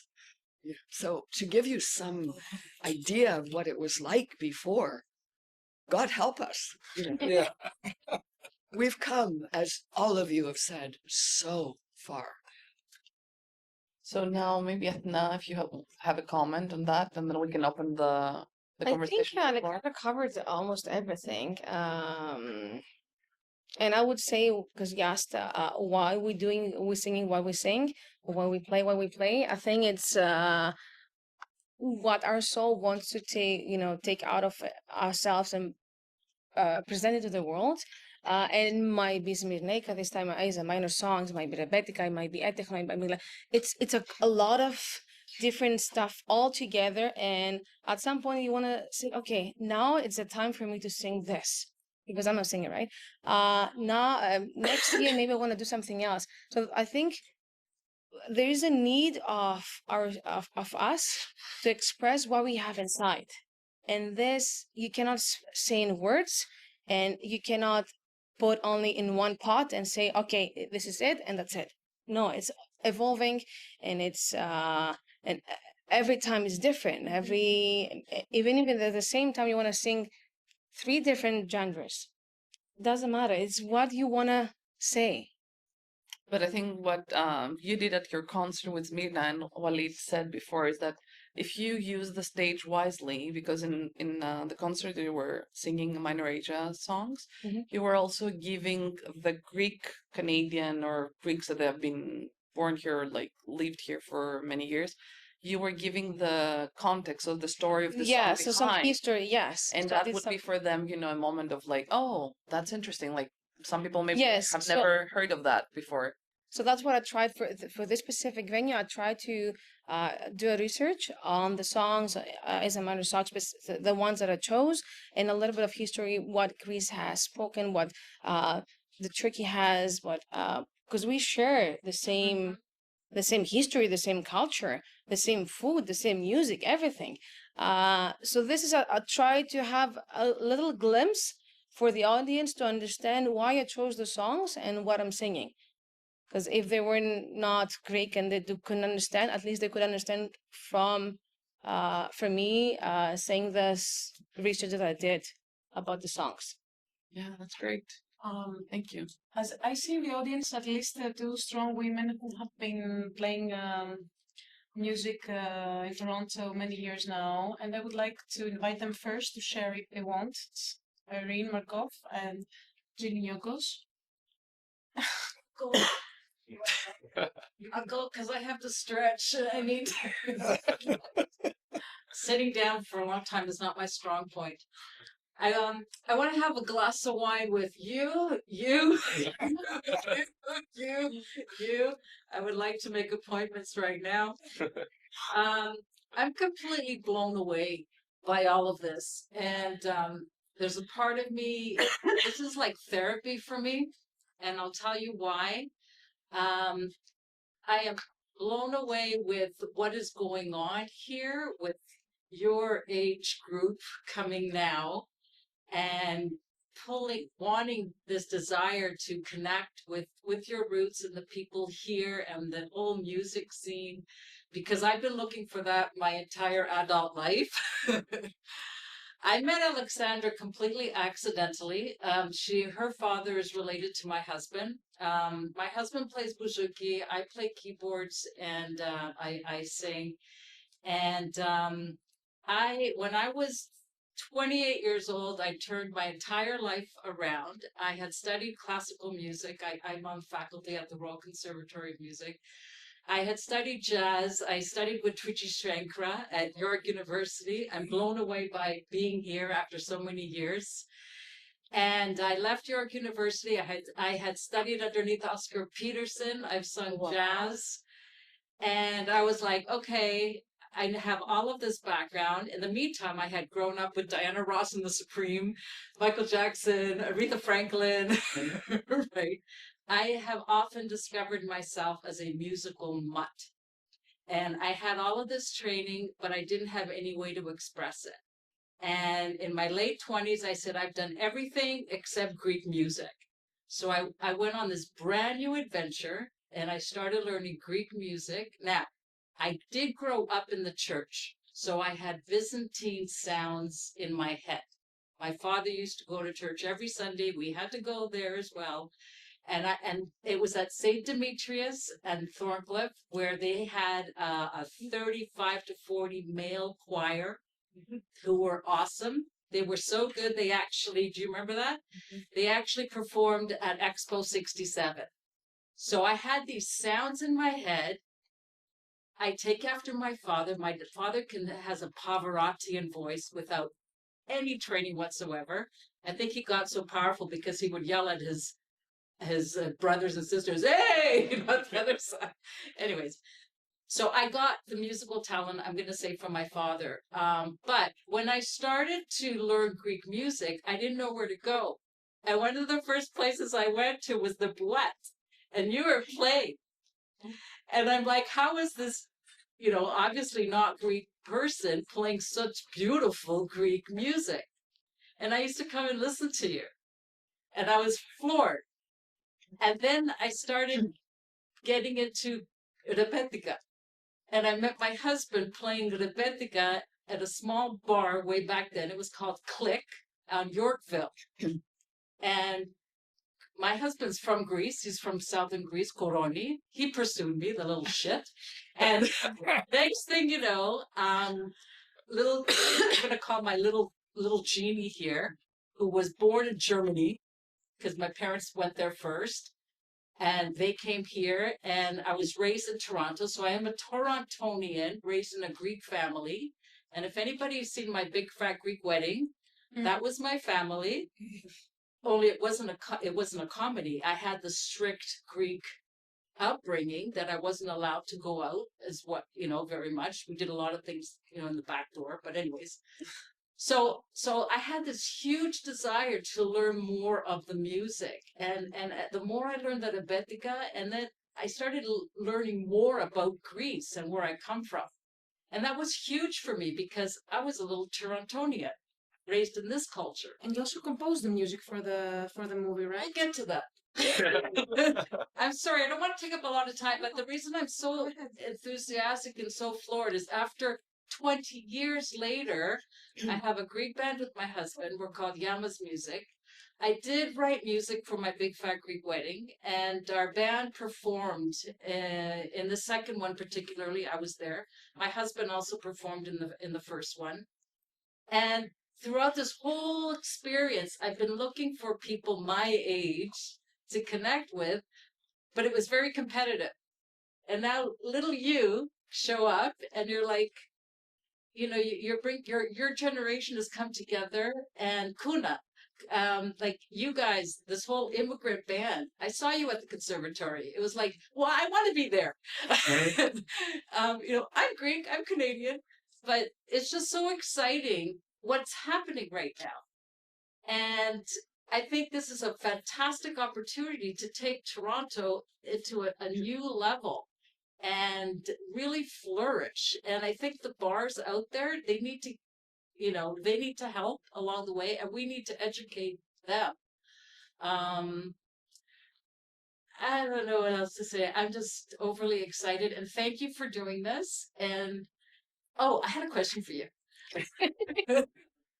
You said that when you came here and you heard what the Greeks were doing here, was very different from what you were performing back home. Is it because what you were hearing now are the old stuff that, like when our parents came over, you know, we would listen to such and such music. When we went to Greek dances, we would listen to these to the these folk songs. music, the traditional music. Yes, no, the reason I said that is because in Greece there's a variety of genres. You can go out, and one venue is with Rebetiko, one with Smirneka, one ethnic rock, one rock, one jazz, one classic music. It has everything. But they're different venues. Or the same, and you can blend them. Okay. Somehow. When I came here, unfortunately, the bar was closed. So, because I hear a lot of good words about what songs you played. So whatever I missed is the boîte. So I grew up in boîtes in Greece, and usually you play from Edechno, Hadzidaki, Theodoraki, up to Laika, up to Rebetika, up to everything. When I came, it was only bouzoukia. There was nothing else. And a very specific also. But yes.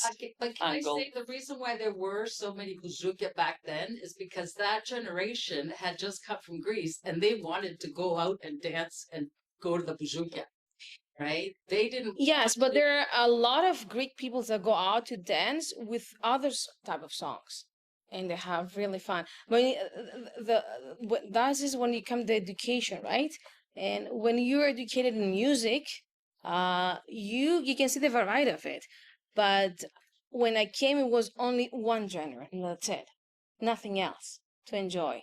Unfortunately, but now I see lots of groups trying to reverse this thing and trying to bring more music scenes in Toronto. And these are people that have migrated here. Yes. So mainly yes. See, my biggest challenge was, who the hell am I? I had to learn all of this stuff on my own. And I've worked so hard. Alexandra knows I have a binder like this. And you guys are really lucky. That's what I wanted to say before. You're really lucky that you guys have come here, you found each other, and you're working together to go forward. I had to figure this out. And I think that's the power of music. The power of music has helped me to really figure out where I come from. My grandmother was from Smyrni. I love Smirneka. I can sing Smirneka. And I'm like, why can't I sing this stuff? Right? I can sing Rebetika. I'm like, why? I used to sing like Diana Ross. And it's this power of culture, I think, that gets transferred from generation to generation through our DNA. And I think that's so cool. And I'm going to shut up now. I'm going to loop Irene Markov. We're very glad to have you here with us today as well. What do you want me to talk about? Because my history is very, very long. I'm a bit of a traditionalist, I must say, although I've mellowed considerably. Since I started, I would say, teaching a Balkan music ensemble at York University, which I've done for 20 years. Yeah. And it's not just the Balkans, it's the Balkans and beyond, because I like to integrate, the repertoire of the students who come to the ensemble, who aren't necessarily, from the Balkans or their heritage is from the Balkans. So, I've begun to write arrangements that, include elements of jazz and that sort of thing. So I'm opening up a little more. But anyway, me, who am I? All right, so I'm Irene Markov. I'm in a few music colleges. I teach music at York University, the music department. And the Balkan Ensemble is one of my favorite classes to teach. But in terms of ethnic heritage, I was born here. My two grandfathers came from Bulgaria in the early 1900s. My parents came 1928, 29. Old. I may not look old, but I look. So I've seen a lot. I was listening to some of the stories that you were telling about what the music scene was like in the 44. Well, my parents came before that. Doesn't matter. Not important. I was interested in my heritage, so I made a decision after I finished my undergraduate degree in music at the University of Toronto to go to Bulgaria to study. I grew up with Bulgarian dances and with the community, and there were always people in our home, eating, drinking, dancing, singing, that sort of. So it's all in my ears. It's in my ears, everything. So I thought, okay, what do these rhythms really mean? I need to learn what they are. So I did a master's in Bulgaria. I stayed there for 6 years. And then for my PhD, I wanted to understand, should I stop or is this boring? I don't know. Go ahead. No, please go on. I decided, okay, I'm Bulgarian. I'm interested in the Balkans and, Balkan music traditions. I want to understand what the Turkish influence is in the Balkans. So I decided to work on a PhD that dealt with Turkish traditional music. So I did this through the University of Washington. That's in Seattle. And I got, funding to do field work for two years. So I worked with a lot of musicians, and my dissertation dealt with folk music, but urbanized folk music. I went to the conservatory as part of Istanbul Technical University, and I took bağlama saz lessons and also singing lessons as well. And I worked mainly with saz players because I wanted to understand, the degree to which they were able to be, freer in the way they interpret traditional repertoire. So I did a lot of transcriptions of different kinds of, this is academic stuff, but in order to understand what they were doing, I had to know the music and be able to play it myself.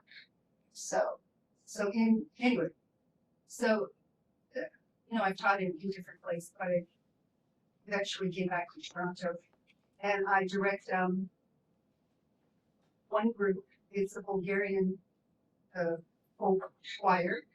We perform traditional music, either very, very traditional or arranged, like the Ministry of Bulgarian Voices. And I write arrangements too. As I said, I melody. Let's try something a little different here. The traditional is important. And I also work with a Turkish group. So I just came from a rehearsal. Bulgarians were performing at the Luminata Festival. All traditional stuff. And then tomorrow I go with my rehearsal with a Turkish group. And write some arrangements for them, and, whatever. So, this one thing that interests me very much in, bridges, building of bridges, and intercultural. I don't think it's intercultural, music collaborations. How important is the traditional when you're doing musical collaborations, and like the orchestras like Huni and others? Is it important, if you're how many singers? Okay, so we know that in different cultures, in different countries, each region has their own particular style of singing, right? Is it important to preserve that? Yes. Yes. That's Yes. what I did today. You know, we're working on one song. It's from the Shop area, which is in central Bulgaria. And I say, look, you're singing like women from Sofia. You have to sing like a Shop person. You're a villager now. Don't get into that headspace. Do you know what I mean? Mm-hmm. Yes. And you can't pronounce the words the way you pronounce them in literary Bulgarian. You have to use that dialect. And that's going to help you with your vocal placement. Yeah. And with, well, the timbre of the voice, you know, you just have to work on quite a lot. So, okay, so when you want to utilize this in some kind of an intercultural group, what do? Is it going to become diluted, the traditional? That's what I'd like to know about, you know, from the people who are involved in these intercultural, you know, kinds of collaborations. Yeah. I'd like to respond to that because that has actually happened to me. Because of my jazz influence, when I started singing Greek music, sometimes I would phrase with some jazz, licks kind of thing. And somebody came up to me after, actually it was my priest, and he basically said, the way what you're doing there, it sounds a little bit wrong. And I'm like, what do you mean it's wrong? It's right. Because it was just me interpreting those words the way I was hearing it because of where I come from. So I think what I would like to separate is it's very valuable to keep the tradition, but then it's also valuable to allow it to evolve because I am not from Greece. I grew up in Toronto, so I have a lot of other influences in me. And I think things should be kept separate. I don't think people like me should have to stay here. I think I should be allowed to evolve because a musician is always evolving. So when I do traditional Greek dancing with my husband, I will sing traditionally because that's the traditional way of singing. But if I'm just playing with my husband and we're doing like a gig, sometimes I will, I'll play. The only The only reason I'm saying this is, and I'll be very brief. Can I be brief? Yes, of course. And then Matthias, Matthias wants to say something, but go ahead, I'll please. be very brief. There's an interesting world music scene that's happening in Toronto. But I find that there are, some groups that are attempting to learn the music of other cultures that isn't necessarily theirs. And sometimes they screw it up. And it bothers me. Okay? They think it's fine. The audiences that are listening to them think it's fine, but it is not fine. Sorry, I don't know. Maybe I'm wrong. Am I wrong? Yes. Yeah. I would say, just to respond from our perspective, one of the things that that is a little bit annoying when you immigrate somewhere is that people, when you tell them where you're from, especially if you're a musician, you are sometimes expected to represent your country as if your country was some sort of One you know thing. sort of thing, or as if it was one thing. When I say I'm from Peru, sometimes people think about, like, I don't know, the Andes Mountains or the Quena flute or the Zampoña and Sicuri, which I love that music, and it's really it's part of what I grew up with. But my musical identity is an intersection of all these other things. I grew up in Lima, which is the biggest city in Peru, and it has it has people from all over the country, and people from different historical migrations, from Europeans to forced migration from like Africa to other kinds of forced migration from Asia. So already it's a big confusing and super rich and interesting place. So when I introduce myself as somebody from Peru, sometimes, and I think this is true for other people, it's like sometimes you are expected to represent your country. So one of the things that we try to do with Gune is when we explain things, or for example, now we're working on some curriculum resources for schools, is we try to introduce ourselves not as representatives of different countries, but as just people who grew up in different places. And those places inform who we are, and they're part of who we are, but we are more than just that place, right? We are intersections of different things. So I think the way we approach making music is from that place of personal, like who is this person? Like I am Matthias, this is Alini, this is Ahmed, and each of us, we are intersection of all these different things. So it's not so much about preserving in the case of the work that we do, but it's of sharing.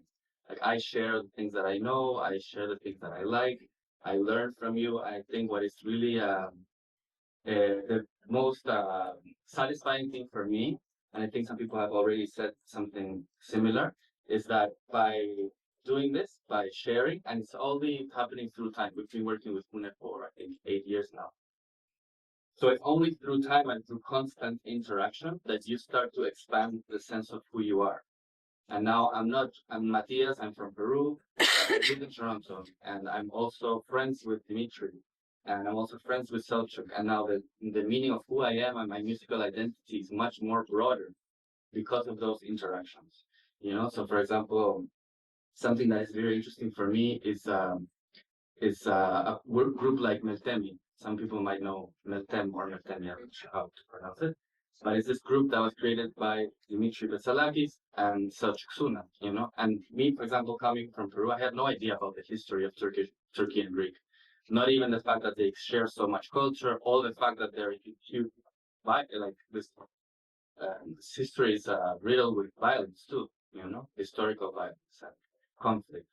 And so I think it's really fascinating that, these two musicians, they come to a place like Toronto, they meet their friends, they go to each other's birthdays, they go out, we work together, and then they discover that they have discover, or like, I don't know if discover is the right word, but they gradually find by sharing all these coincidences, all these things that they share, those melodies, and they said like, let's make a band. We just want to play together.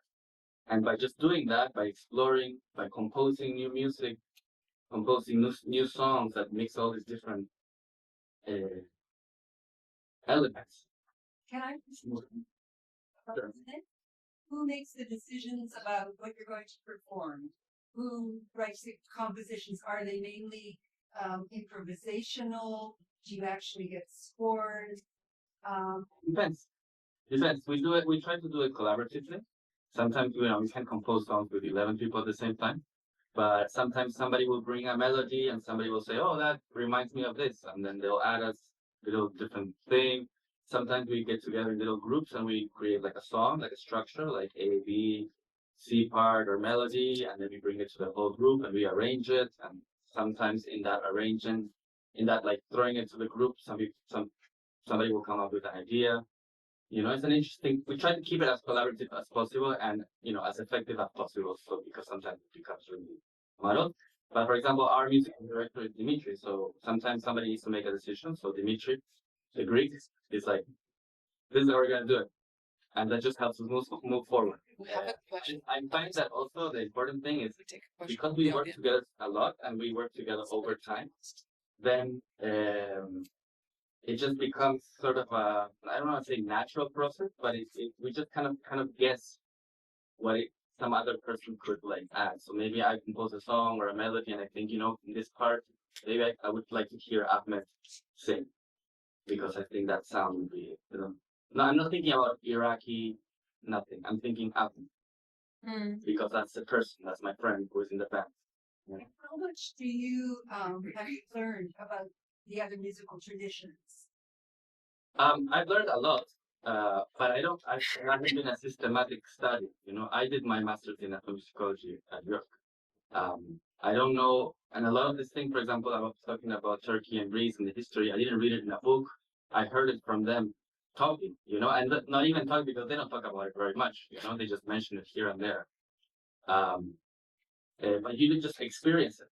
You experience different people bringing different things, and I have a very, very superficial knowledge of these 11 different cultures. But I think the interesting thing for me is like now if I hear like an Iranian tar song, I don't think, oh, Iranian, or I don't think Middle Eastern. I think Hadid, Last I question. think. Sorry, okay, you just keep it short because we need to, yeah, thank you. How do you deal with microtones? A lot of people in Pune are good at that, like Dimitri, Seljuk, Ahmed, and sometimes we don't have a piano player, which helps. So sometimes sure like Love the comment. so we just try to kind of like figure it out in practice. We don't really have a method of how to deal with it. We just go song by song, section by section. We try to make it sound good, and we have people that know about it, so that we can like figure it out in that way. I'm not the person to ask about microphones. I just play the drums. But yeah. Thank you, Matthias. Can we take a Yes, we want to take some questions. It was Michelle and Walid also that wanted to talk. Can you? Yeah, I actually want to touch on 2 points that Matthias actually made at the start of the call. He said something about when he's in Peru. Can you go louder, please? Thank you. Sorry, we can't hear you. That's fine. So Matthias said at the start of the call that that you felt like whenever you're in Peru, you like are in a sea full of people that kind of are the same. But when you kind of move to Toronto or when you are in other countries, everybody wants to know more about you, more about your culture. And then you kind of said, like maybe like a few minutes ago, that you feel like you should be a representation of the Peruvian culture. But if you're singing in your native language and people are hearing this for the first time, this is like their first introduction to it. So do you feel like there's like any pressure? This is kind of the question for the whole panel. Do you feel like there's any pressure when you do perform and you are in a foreign country, like in Canada, you're singing in Arabic, or in Greek, there's that pressure to kind of represent the country? Is the pressure a lot less when you're here because people are just, well, you don't understand what you're saying, but they're just being music? That makes sense. I think there's a pressure, but there's a proud, you're proud to be able to represent where you're from, your roots, right? And to answer the question about the traditional songs, the same song might be sung in Thessaloniki different than like in Athens or like in the islands. So it's the same song, but if you move it from space to space, from village to village, it might sound differently. So it all depends how you learned it. It's the same song, and tradition evolves. It's not. I mean, we have the recordings to hear the originality of it, if that's from the same space, right?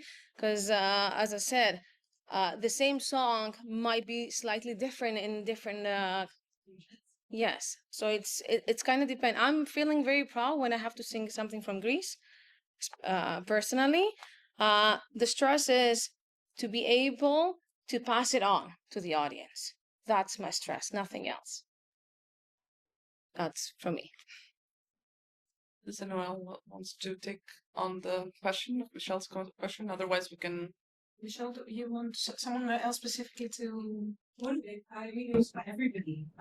I think just because I have been in situations where I kind of go into spaces where I don't fully understand what the words mean when I'm playing music. So a lot of that, like a lot of those kind of occasions, it's like the first time that people are experiencing this culture. So I don't know, I feel like as like maybe an audience member, I'm enjoying it a lot more than maybe always because they have that added pressure where it's like, hey, there's a lot of people in this room that never had this, that can't be singing this language before. Don't really understand. So how do you kind of convey that? And this is the magic of it. Yeah. You feel it. You don't have to understand it. Can I just add something real quick? Maybe I can just say something just to bring it back maybe to Walid and Yehia. Maybe it's also that question about representing the country. I think it's sometimes it's annoying, sometimes it's advantageous. Sometimes bring from a different country that sounds a little bit exotic, make people more interested in what you have to say, even though it's superficial and shouldn't be like that. But as musicians and people working in the music industry or the whatever you want to call it, the culture industry, it's an ambiguous thing. So I don't know, that's at least for me the feeling. And it also depends like what you look like, what people make, the assumptions people make about you when you tell them where you're from and how you look like, so it's an ambiguous sort of thing. So but maybe I don't know, Walid, maybe you have some things to say. Yeah, I to share. I want to go back to your question about, are they learning the tradition or are they make the music messy? It's up to the music director, right? Like me personally, like in 1 week, I have Indian, Middle Eastern, klezmer band, and R&B. What my strength is, what style of music, like, if you can study jazz, how many gig in jazz I do? That's my question. Like Monica Jazz. Ahmad is from Iraq, but the music, I'm not quite sure how to describe it. I always say these days it's very hard to describe the style of music. He got a grant, he hired me and he hired Dimitri to write for this album, which is a Juno album this year. I'm not from Iraq. And I didn't study maqam, that the scale system of the Arabic music. But I asked him what he want, like that. This is his music. He wanted something unique. He wanted something, okay. When he chose me as Walid, not as I'm from Sudan or I am from Iraq or I'm from Afghanistan. He chose me as, he knows what I do. He sees me out there and he knows me. When he chose Dimitri, for sure he didn't choose him because he's from Greece. He just because his musicianship. He wanted, and we have a workshop at Small World. We wrote the album, which is become a Juno album this year. Like tomorrow I'm playing with somebody, Ernie and Miriam. Ernie is a jazz background, totally traditional jazz. Miriam, she's from Egypt, but she grew up here. She doesn't even know Egyptian music very well until her brother told her, like, if you learn this song, I'll give you a gig. Even she's from there, but she's not really, she's the same as your situation. And I play with them bass. I play with their son, which is upright bass player, straight ahead jazz. I play with him. I play with his mom bass. I play with her son drums, actually. He's straight ahead swinging and, right and all of that. I don't think we got to be open-minded sometimes. The micro tone or the quarter tone, that's the system, right? If you bring me, I never played more shahat. If you bring me, I'm not Kulthum guy, right? I'm going to go on a study and give it a shot. But also as a musician, you got to be an open-minded. You know what I mean? You got to be open-minded. Is it the music of today? Is it the same? If you want it to the same in Kulthum in 1940, then you better go to, those guys, they used to play with her. They're all in the graveyard now, right? And they are not available. If you wanted something, I will learn it. I will give it a shot. I will do my best. I'm going to tell you a very unique story. I have a guy named Patrick O'Reilly, the guitar player. Patrick is a Canadian, totally Canadian. O'Reilly is like a British or Irish name, right? He was my former student at Hamburg. Then we become a colleague at U of T. He's a teacher there. I toured these days with a guy from France, but he originally from Senegal. Me and Max and him, his name Sheikh Amara. It's very big name in the world now. And they wanted a guitar player. And I said, this guy can play. And he went and looked, say, well, he's a white dude. I say, okay, he can play and style of guitar in African way, extremely unique. I say, yeah, man, that guy, because I remember him when he was my student before he become a guitar teacher. He was addicted to this style of music. That means he's really into it. His spirit and his whole system really into that. Even he study jazz. I said, yeah, man, give him a shot. Now, Patrick to this guy Sheikh is more important than me. It's not, I don't think, because he might not be Ali Faraka Touré, but he could also add from the jazz and from the style he learned something extremely unique and elevate the music way up to the roof. Yeah, I mean, I play with 4 people. We all different background. Like every day in a week, like I'm playing with different nationality, and I'm loving it. I'm from there. No, I'm not, but I will give it I will do my best. And I try even not to read chart. I try to learn it. I try to go and have fun. And instead of me watching the paper, I try to watch you guys and dance with you and see the expression and what it is. I don't think it's a massive thing to bring people from different background to play certain style of music. And also, again, it's up to music director. Classical music is not the classical music of Chopin and Mozart and Bach. It's not. Like now I see Nagma, she playing with a lot of orchestra, like big orchestra, classical. Nagma, she's from Iran, she played deaf. Why? Because that stuff like very unique and with the like there is and I feel this is how we progress and this is how we kind of know one another. And I think that we're going to narrow the whole this village now, I mean by Mother Earth. We have a lot of conflict because we don't know each other very well. And I think through the art and through personality and engaging, we will probably create a safe space in this planet. I love when I see a band like everybody from different background.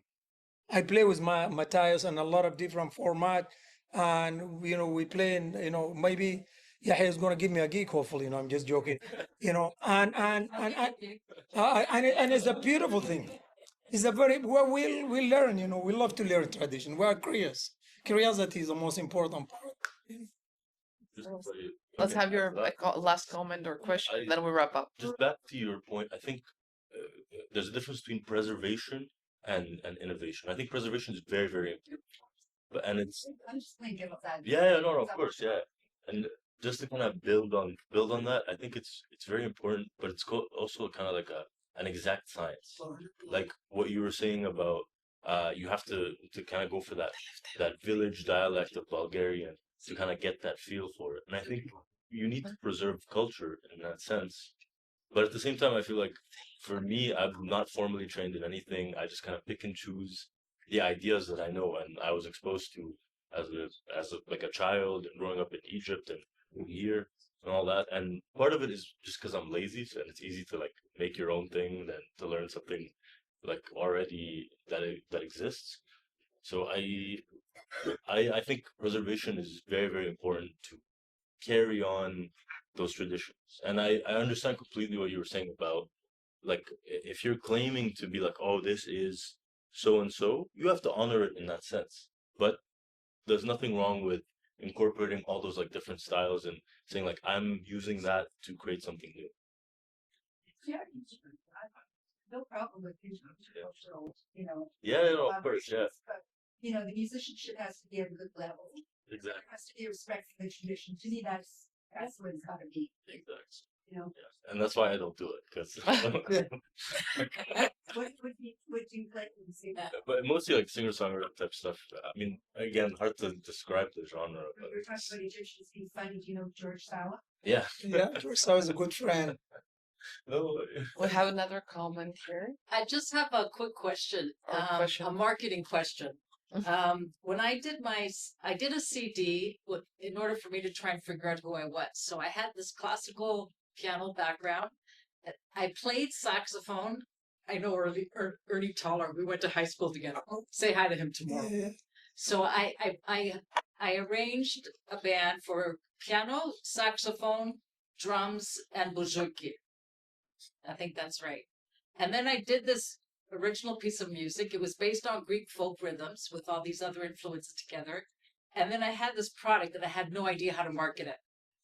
Like, how do you market something that comes from all of these different places in today's, like, how do you get a grant? Right?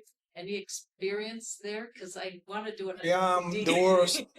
Business, I'm the worst. But that guy, what is he? You see, he disappeared. Well, like he's the guy to ask. I don't like. I never apply for any And that grant. was such a challenge. Well, sorry. Can you hear me now? Yes. Yeah. To turn on my camera. Eh, I think it's. You know what? I think it's not our problem in a way. Like I mean. But I'm going to sell my CDs. Have you? Grant, but it's important also for the granting bodies to adapt and to make space for these things that are organically happening. all this movement is happening, and if this movement does not fit within the categories that exist because of the history of how the music industry has been shaped, we need to crack open new spaces and new categories and new things, because otherwise, what are we doing? That's my opinion.